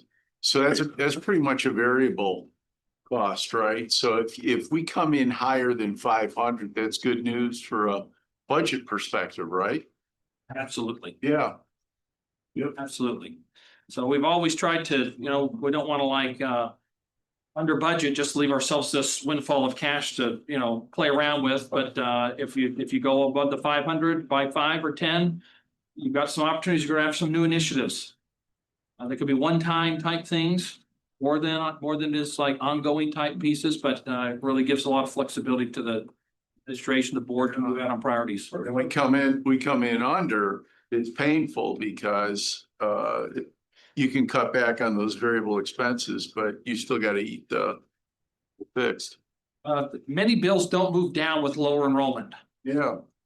Our faculty doesn't just decrease. The water goes down a little bit, but electricity doesn't move an inch, it doesn't move at all. So we got to watch all that. But there are measures we put in place as we're doing currently with managing a lot of vacancy savings, other costs that we can get after and hold and push some things to the right. For every 20 is about $1 million. Yeah. That's a metric. That's a good metric. Yeah. Superintendent's point, it is for a value. Add another women's athletic team. Drives increased It drives strength around fit. Yeah, the thought, obviously, it's also my view of female cadets in general is that they embrace this place, like the whole process. And then female athletes, because 46% of our females are NCAA athletes. So those folks just do better here. Period. Let's sit home entirely. So, again, we already have a field, so we're talking about it. But yeah, and then global enrollment too. I mean, if Poland sends us 2 cadets, they vet them. They're pretty good young, and they do really well here. We have a Polish exchange student here. He's knocking it out of the park. And so, anyway, those are things. I'd like to get a 7-foot Polish center in basketball. But we'll see if we can pull that one off. Janice? Could you go back to the slide that showed the CPI and then the higher education price index? Explain me what that dip is in 24. Why is this dramatic? We held tuition. We didn't pay. Last year at 0. Right, so that's that reflects the freezing tuition increase. We froze everything, tuition and fees. Thank you, that's what I thought. Thank you very much, Alex. This one. Mr. Chairman, ladies and gentlemen of the board, I want to say thank you for allowing me the opportunity to report on the status of the Corps. This is my 5th opportunity to come before you. I presented a strategic patience plan to you, and hopefully what I have to report this time will illustrate we're on the right direction and trajectory for culture within barracks, which again is arguably a 2 to 4 year campaign as you get people into barracks and out of barracks. Next slide. So what on this slide is this portion from 60 to 0 and below. It matches the goal that I give the Corps, which is 15 demerits or less each demerit period. So over 4 demerit periods, that would be, I want a cadet to be 60 demerits or less. So right now, where we're operating is 90.4% of the Corps is meeting my intent to them. We still can rein that in, and I'd like to drive that up to somewhere between 94 to 96%. To be where we kind of begin to declare victory and sustain that. As we look, we were steady on suspensions and dismissals between spring 25 and fall 25. We are driving down the number of people that fall on the far right. So we're down in the people that were over 100 demerits. We had no one over about 148, I think was the highest in the Corps. And then between 81 to 100 is down from about the mid 30s last report. Now we're down to 15. So in that area on the far right where we begin to evaluate cadets for suspension and or conduct probation, we're down significantly. If you look on the left for this particular cycle, 46 cadets in those 2 categories, which is significantly lower than what we've seen in previous semesters. We continue to inspect and hold standards at the increased level that we did when I began. So I think we're beginning to find an equilibrium of the Corps and expectations and consistent applications of standards. This is an area of which I definitely am striving to produce targetable change because I think this is where I need to get the Corps to understand the things that makes a VMI graduate so dependable and reliable, which is timeliness. And if you look at what are the things cadets typically are finding themselves in trouble for, it's amazing to me that it has to do with being late or missing either class or formation. So when you look at the number of discrepancies between special reports for required going to the deputy commandant and those that just result in a bone that come from being less than 5 minutes late to class, we have approximately 2,400 events and instances of cadets being late or missing something between formation and class. So my goal is to drive that down, which should drive down our demerit totals for all cadets. Next slide. Fitness has been something that I have been very passionate about, and I wanted to start with trying to get our incoming rats in to help with attrition, because when a cadet comes here as a matriculant and they get injured in those first few days and they begin to join the medical ranks of the GIM, they get less connected with their BRs that are going through the process. So trying to prepare them before arrival to mitigate the numbers finding their way in GIM the first 10 days, the medical ranks, and having them follow their company through all of those team buildings and those challenging aspects of the first 10 days was important to me. So we began trying to get an assessment of where are those cadets at, so I could challenge my cadet leaders planning that matriculation week, 10 days physical training aspect to try to get them better in alignment and identify gaps to where I don't introduce to the medical parade. So last year was the first effort. I appreciate Shannon and her team for helping me with their CRM to get this out. We were able to get 390 of the 471 matriculates to take that test. And what it informed upon me was largely what I expected from my time as an ROTC detachment commander, which was less than 50% of those kids when you present them a test. And this was a proctored test either by a school official or someone else. Less than 50% of them were passing and most of them were failing a component in the abdominal area. So, and what I learned as an ROTC instructor and a maintainer is if I can keep the core of your body strong, it's going to have you to be more resilient, more endurance, physical aspects. So we found that, and as we go to the next slide, we'll see how it transitioned. So we did have a lot better results in our fitness test results in the fall semester. If you look on your far right there, that is the fall and spring of last academic year where we were at, those 2 semesters averaged and combined. And we were really struggling with trying to get the take rate. So I had approximately 10% of the core was slipping through the cracks and not having a test proctored and done during the semester.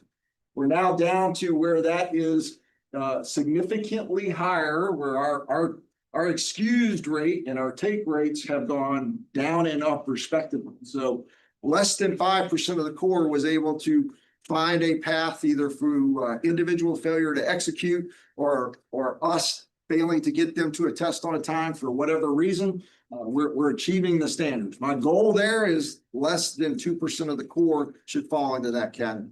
And there are instances where people miss tests and it gets to exam day and we didn't identify they needed that need. Now they could have had initiative and come forward, but sometimes cadets don't always take that initiative. So, but the goal is to try to drive up that take rate. And then working with the infirmary staff and Doc Krewitz, we really drove down the invalid test and the excused rate. So now you have to receive an excusal across all 3 measured components, regardless of which physical test you take, to where you are excused completely from the test. So what we found as we evaluated that medical data is most cadets were able to complete at least 2 of the 3 components. They may have an exemption for the run because of some type of rehab with a knee or an ankle, or they may have had some type of surgical procedure that may exempt them from components of planks or push-ups or sit-ups. But we found that most cadets were able to take at least 1 or more of the components of the test. We also instituted across the core, it was already done in the ROTC side where it's the body composition. So assessing an individual's overall body composition rate for meeting service standards. For the non-commissioning cadets, we use the Air Force standards, and we've also begun to target folks that aren't meeting those standards within what's called the Fitness Improvement Program. Next slide. So our focus areas going forward, we are implementing beginning in February, the officer in charge midnight inspection check.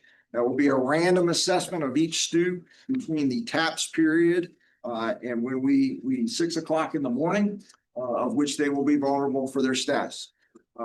Working with the cadets, since this has not been done in I think since 2020 time period, none of the cadets in barracks had ever experienced this, and it was walking through their concerns. One of their major concerns had to do with late study, and we have gotten through all of those concerns with the honor court on what we're looking for there. We also had a lot of focus with bringing in some speakers for resiliency training for the Corps, preparing for the gubernatorial parade, of which we delayed going forth. But the Corps has been briefed as of this week. I'll be putting out a memo to them that explains further the why and the how of the OCMNI, and then we are slated to start on 15 February. Cadet retention is a huge emphasis. The Commandant always met, especially in the first months of each fall semester with all the rats that were leaving. We tried to retain them, but I've instituted where I meet with every cadet, whether it's an upperclassman or whether it's a fourth classman now, on their way out the door, I meet with all of them. And it's pretty easy to see the ones you can retain versus the ones that have mentally and almost physically left the building. But meeting with each of them, I'm able to get a better of why, because they don't always share on their final slip sheet out with my accountability staff, the why. So it's been very helpful in informing that. And Shannon and I, especially if it's a financial concern, they're in my room with me. I turn around and she's available. I put her on speakerphone with them. And that's probably saved 3 or 4 cadets in the last year. So we're focusing on that. The mentorship program I put out last fall, and we launched on that to where I'm trying to teach cadets how to become functional supervisors, especially for those that will transition as commissioned officers, where they will supervise very early in their tenure. So the mentoring program has a staff mentor for the first classmen. First classmen are the seconds, the secondsmen are the thirds. And so the program is still evolving. It didn't execute the way I wanted to. We probably need some tools to where I have a dashboard and I can keep a better track on how are the 10 companies going about their individual mentorship sessions and counseling sessions.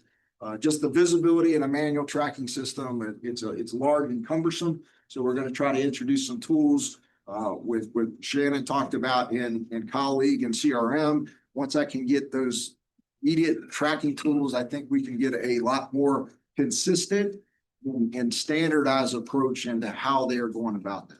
But at least at the first class level with my staff members, we've seen an improvement there. We also folded in the athletes this year, where all athletic team captains received mentoring from a staff member. So I had 4 teams. I worked with football, I worked with basketball, I worked with water polo, and I think I had men's and women's cross country. Reviewing the Dyke training program. We have some additional work that we need to do. What I'm really focused on is trying to drive out negative stereotypes and traditions of where some dykes arrive at that first class year trying to carry on a tradition, which may put their particular rat at risk and or marginalized in the very influential first period. So trying to get those toxic dyke relationships out, because it's very important to find that positive mentorship, especially in those first 2 months. But even as we come to the closure of a rat line, they begin to carry out rat missions, which will put a particular rat at a conundrum of I want you to go give me a 12-foot read, and they end up the only time they have free time to go do that is between chaps and BRC. So they run out on the Chessie Trail and we see them coming back in with a 12-foot read. So they're off post at night doing things they should not do. So trying to mitigate and teach them as a leader, as a mentor, you should never put those that you are influencing in a position to fail. You should not be putting them in a position of which they don't want to have anything to do with you by, my dyke made me do this, I'm going to do this to you. If it was a negative, toxic event for you, probably should be influential of not carrying that negative tradition forward. So we're going to work very hard. Now, I want to say that these are on the margins. It is not a large portion of our dykes that are falling in this category, but it only takes one for that to be the bad culture in the long. The final thing I'm really excited about, I'll be talking with some officials at the Citadel next week, is a VMI Citadel Cadet Exchange. So we're notionally looking at 2 to 4 cadets possibly taking part in this exchange at their willingness and sharing back and forth in the second semester of their 3rd class year, as that nests as well as it's going to nest with kind of the commissioning process. So that was for both sides, the Citadel and here, the target semester. We are aspirationally hopeful to try to begin this in the spring of 2027, but we'll see how we get through all the crossing the T's and dotting the I's to get to a functional memorandum of understanding and an agreement for both a cadet and eventually I've talked with the dean about an instructor exchange, so that's something that we're working on. And I've taken the lead to try to get us to at least a launching point before I turn it over to the dean and the other experts. Pending your questions, that's all I had to report. Mr. Chairman. Are you concerned that the Citadel cadets won't lead? So we've heard optimism on the other reverse side, but I will tell you that we definitely believe that it would be good for, we have those brief events that come up for the leadership symposium. We go to things down there. But this would give us a better opportunity for greater cross-tell of best practices that may be going on at each institution, and that kid take it. Don't they have a beach house, dude? They got a marina and all kinds of good stuff. Yeah. Thank you very much. Question on the fitness. Yes, sir. What do you do with the folks that fail? For the folks that fail this semester, they have all been enrolled in the fitness improvement program. So if they're in the FIP, whether they're in the ROTC or they're a non-com, they are to establish, if I failed my plank and I'm an Army cadet, and I missed it by 30 seconds, you have to state what is your improvement goal. So, you know, it's not, you have to at least improve. You may still not pass that component, but we're looking for forward progress. So notionally, yes, in the fitness improvement program, as long as you make progress, you can still not meet the standard, but you have to progress towards the standard to not be placed in fitness probation. So next fall, in the fall of 26 would be, cadets would be entered into the fitness probation program, which is a restrictive status equivalent to academic probation. They want to avoid that. They have to continue to make progress in the fitness. Now, we're not gonna ever be allowed to, you're not fit, you gotta leave VMI. But what fitness probation does is essentially you can't leave post. So you're a lug nut until you get fit. And so that's the restrictions of like what you can and cannot do are such that you would hope that they would want to get fit. The whole goal is fitness as a lifestyle to benefit your long-term health goals. But I mean, I think when we were here, people like ate themselves out of commissioning, and then they went on Coach King's harassment plan, and then they graduated on it. We're in the same kind of boat here, but we can make fitness probation can make it a little bit more painful, and hopefully the incentive to get off. Fitness probation does have a very narrow evaluation for suspension, but it would fall within the non-compliance. So as part of fitness improvement, I have to go to kind of counseling. I have to have check-ins. Once we have a full-time nutritionist, especially for those with body composition problems, there are a minimum number of meetings that they would do, setting up their particular calorie intake plans if they needed that, or an adjusted physical training program that would target the things that maybe they are coming out of a knee surgery and they have to have a special way to train lower body. It's trying to target them with the people, but it would be a non-compliant. It would be a failure to comply aspect that would drive me to take a recommendation for a suspension. Just want to commend you, Steve, on those tremendous progress on conduct front. Seeing the numbers on Conduct Pro and greater than 100 comes down, they are, it's really powerful. Seeing there's consequences, particularly in the over 100 category. It's refreshing to see it. And I know it hadn't been easy to get there, and appreciate it. Appreciate the board's. I think a fair question for the representative is, what does that mean to his ability to lead the Corps, have team in the discipline system? I would not dare speak for an individual that is quite capable of speaking for himself, but I will have Mr. Isaac try to come and touch base with you, sir. If I may, I just want to brag on the comment. I mean, I've been in this business for a while, since I left here. I've never witnessed a senior leader more engaged day to day on all these issues than Colonel M. when we say they're on fitness probation, they're on the like early morning Tuesday and Thursday club. He's with them. I mean, it's not like, hey, the junior member of the staff gets up early and does all that. He's doing it. He's mentoring. He's a tackle. I couldn't be more proud, but also happy that he's got his hand on the core because he's doing a magnificent job. And I don't think there's been a more involved, dedicated, truly caring commandant that we have in the history of the Institute. I mean, I know we're all partial commandants we have that we either like or dislike. He's doing phenomenal. Excellent. I just want to publicly say that over the airwaves there, Lee. Maybe to the house tonight. Jimmy, General Finesse, members of the board. Now I'll start things off with the Raw Virginia meal. All day. Again, really excited to be in front of you as your athletics director, and we'll start with our update.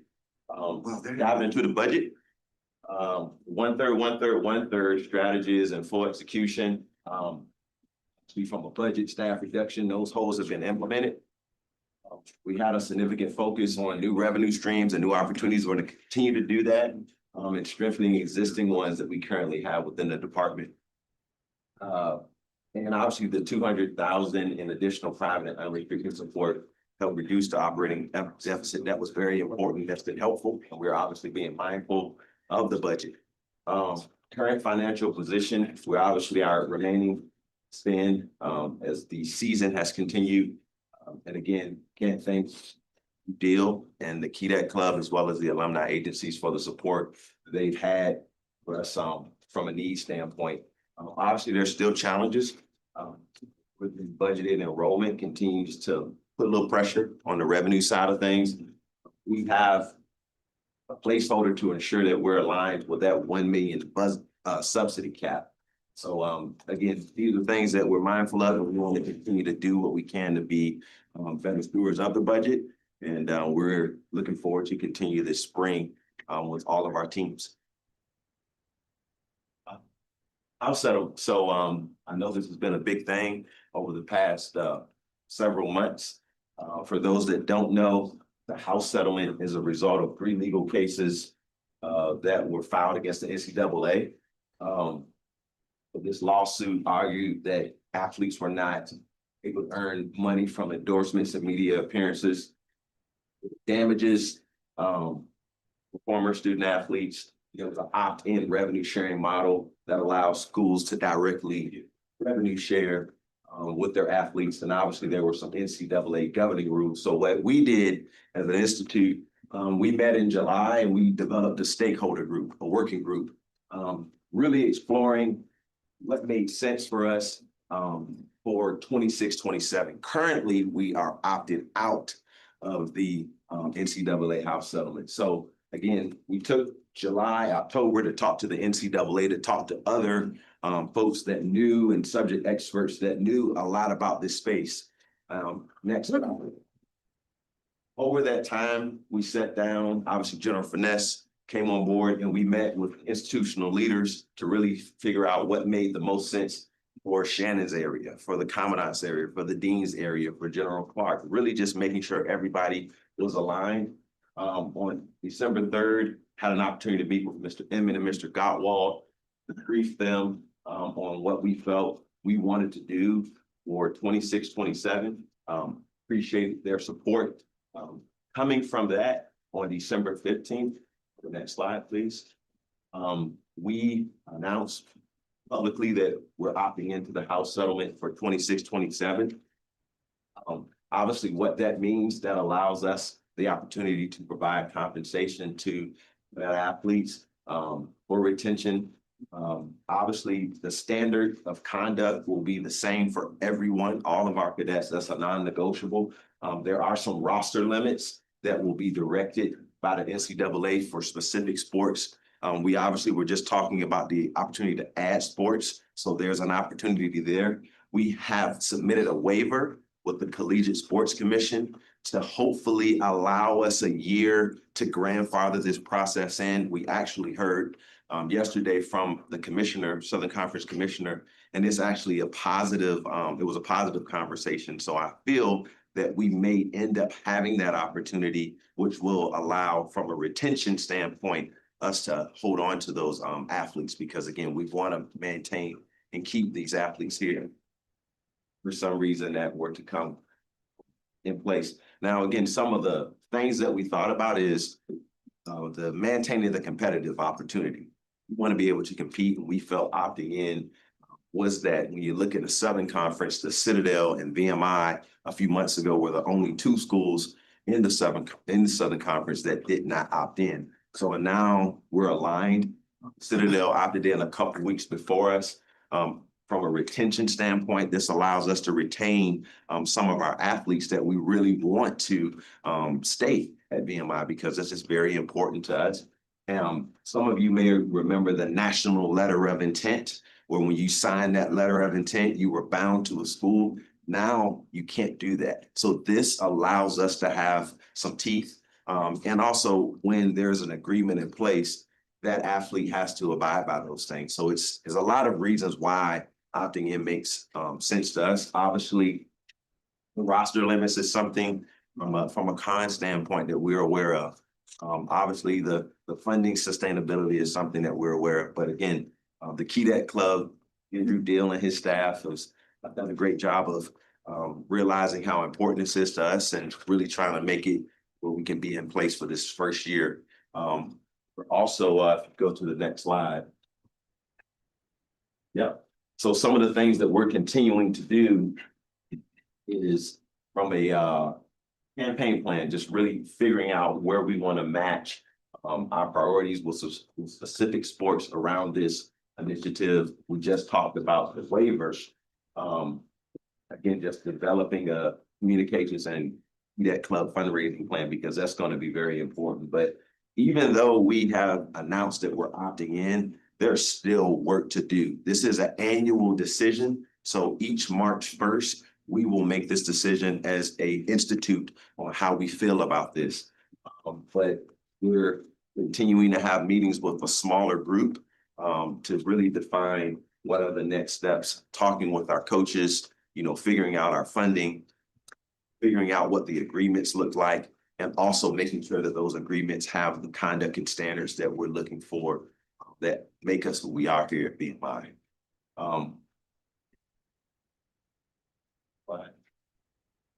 So one of the things that the general just talked about earlier was the on-winning symposium. So when we're talking about culture within athletics, we want to continue to move it up in the right direction. We obviously have some fantastic coaches and staff already in the building, but again, we want to continue to get better. So it was an idea of holding a on-winning athletics department symposium. So we're going to have our head coaches and assistant coaches present June 2nd through the 5th, and we're going to have conversations. We're going to bring in speakers, head coaches who's done things at a high level to realize how we can incorporate into what we're doing here at VMI. Again, I'm sure many of you will have an opportunity to come and be a part of that. And we'll be working with some of our head coaches to really define who are some coaches in their network who we really think stand out and can be helpful. Slide. Speaking of head coaches, on December 30th, we hired Coach Ingram, and he started on January 5th. Everybody will have a chance with the board to meet him today at lunch. He's a phenomenal person, first and foremost, just a great leader of man. But I will say this, those that were a part of our committee, the General, Admiral, we went to work. It was 15 days, Christmas, and a lot of sacrifice from this committee, but we really wanted to define and find that right person who we felt could help us from a football standpoint. So when you're talking about discipline, grit, and just somebody that cares and wants to lean into VMI, I really feel that we found that in Coach Ingram. He was at Carson Newman before here. He was 16-6. First 2 years were very, very successful, but he had that Naval Academy background, which we thought was very important. Walking around with him, and as he's met with different officials, he understands a lot more than most people because he's been in the mix from this perspective at a military academy. But again, he's been to other places. But I think what you're going to find with him He's going to be someone that's going to lean in, and he really is going to be, I like how he says it, demanding, but not demeaning. And he's also going to, he talks about he wants to have the toughest team and also the closest team. And the biggest thing I'm really excited about him is just he's meeting with all the players, but the accountability and discipline is something he's already established. And if I would have showed you a picture of what our locker room looked like 3-4 weeks ago and what it looks like now, you can see that it's almost just like he's a sergeant major. You know, he's not messing around. As well as our strength and conditioning coach. So again, went to North Alabama. His family has been on post. It's Jennifer, she's a teacher. Laura actually is a pretty good lacrosse player. So if we were able to make this lacrosse thing work, she'd be probably a cadet. Looking forward to playing for Rockbridge. Yeah, she's gonna be playing there. Yeah. And then last slide was assistant coaches, because again, as important as you have a head coach, your assistant coaches are the ones that's dealing with these young men and young ladies on a daily basis. Obviously, Coach Thompson, you know, he was a former Citadel head coach, so we forgave him. But he's, but no, Coach Thompson, and Coach Falbo, they all coach with Coach Ingram at Bucknell. So there's some synergies, there's some continuity already. And Coach Weiser, Coach Ray, and Coach Patrick came with Coach Ingram from Carson Newman. Obviously, you see Marcus Thomas and Parrish Gaines, they served in the military, Marine Corps, as well as the Navy. And Parrish and Marcus were coached and recruited by Coach Ingram. So a lot of the things that we're looking for, you know, I was talking to Marcus about VMI and about his experience, and he told one of our players, yeah, that's what you need to do. You know, that's the way things need to get done. So I think what we're already seeing is the accountability, the discipline, but also we want to get better. We want to make everyone proud about VMI football and about what we do here as an institute. So really excited. We have 2 open positions. The reason why they're open, we did retain 2 coaches, but they found some opportunities elsewhere. So we're, again, just in the hunt to find 2 other individuals that can come in and help our team. Want to make sure I stay on time, but if any questions.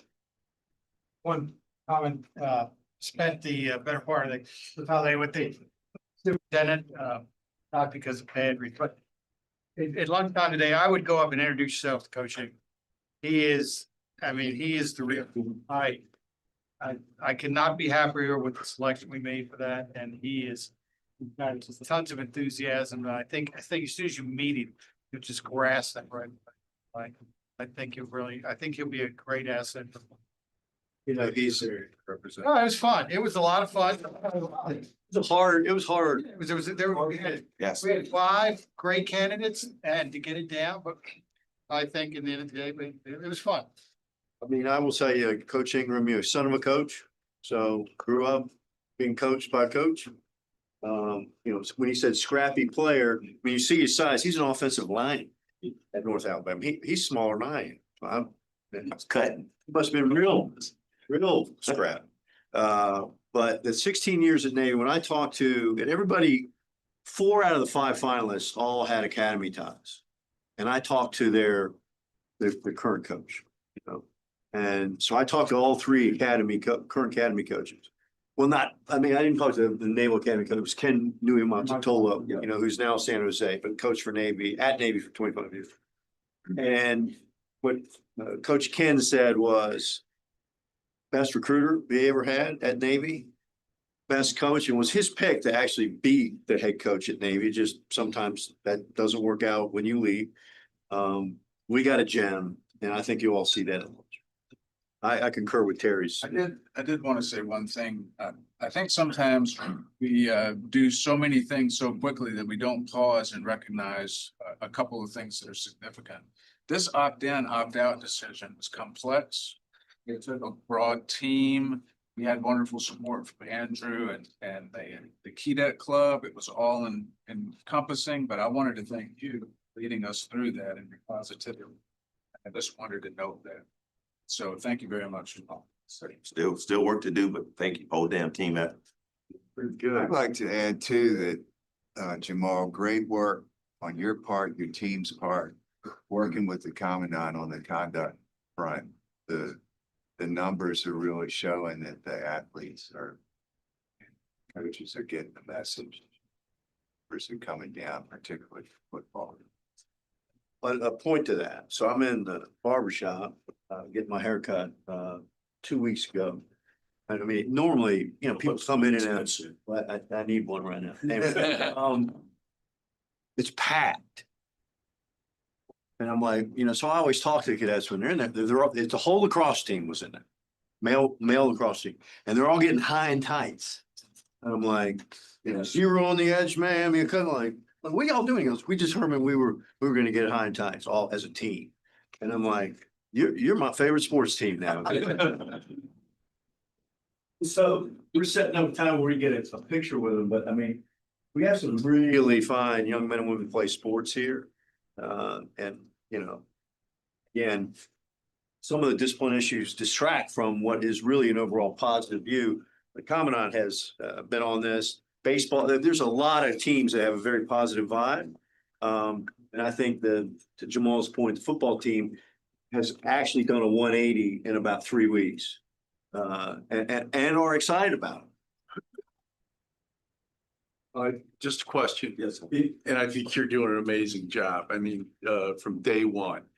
In terms of recruitment, do you feel confident that athletes that are being recruited coming in know what they're getting into? Yeah, I mean, I think that goes back to the coaches and the recruiting, and obviously working with Colonel Escom. I really do. I think that especially now bringing on Coach Ingram and the new assistant coaching staff, it's on us to make sure that we communicate to them what's important and the things and the standards that are non-negotiable. But again, Coach Wilson from the basketball team has done some great things with what he's brought in. Obviously, Coach Roberts being an alum, we're talking about the baseball team, and then Coach Montenegro from a water polo standpoint, just the quality of leadership that you see not only in the water on the field, but also just that three-legged stool experience is what we want to make sure that is always at the forefront, sir. When Jamal and I started this process, we started talking about like, what are we looking for? It became very apparent that like when you hire a coach that has like 16 years at Navy, who was the best recruiter Navy had, he recruited 11 Navy team captains. So pretty good track record. And so his eyeballs are calibrated to, I know you can. And so that's very important. And then coaches like he brought with him that he recruited, that played for him, that graduated, that served in the military are now those coaches. I think that is very key because he's not sugarcoating and like, hey, this is tough. It's going to be tough. You're a tough kid. You want, you know, that's how we have to do it instead of shielding people like, don't worry about that. Well, you won't really be in that very often. That message is not being told to these young people anymore. I'm looking forward to next week to see who we actually, you know, say we're bringing in, and signing day's coming up. But I think it believes in that message that you've got to tell them up front. And if they're too scared about it, you don't want them anyway, and then you move on. But his eyeballs calibrate to the right type of person that we're looking at. And he, Coach Ken said, like, he can go to Montana, he can go to urban New York City. I mean, he can go anywhere and recruit. So we got a really good one. Thank you, Jamal. Robert J. Mill, thank you. Hold on. Each of you has a copy of the cadet in front of you. I encourage you to take a look at it. There's 5 articles in this latest edition on the inauguration and new administration. There's new writers that wrote these, and I think they're pretty high quality. So I encourage you. Oh, I'm gonna chime in on that real quick. I just, I've been gone for a little while, and when I left, the cadet was a bane of our existence a little bit. I'll be honest, it was a little disheartening to see it sitting here on the table for me, especially after I read my bio and see that I'll go, best case scenario was a misrepresentation. Worst case scenario, flat out lie. Has me joining the board in 2018. Didn't join the board until 2020. Had me vote in 2025. on the athletic budget. I left the board in 2024. So again, this has probably kind of been part of the cadet, you know. As far as integrity, I just don't know whether this is something that we should be open to. That's just my take on it. Again, I'm not a politician, so I'm not really used to seeing my name associated with things that probably shouldn't be associated. Well, you know, to your point, I know when they commented about like the 3 final candidates, I don't know where they got the information on me, but it was all wrong. So.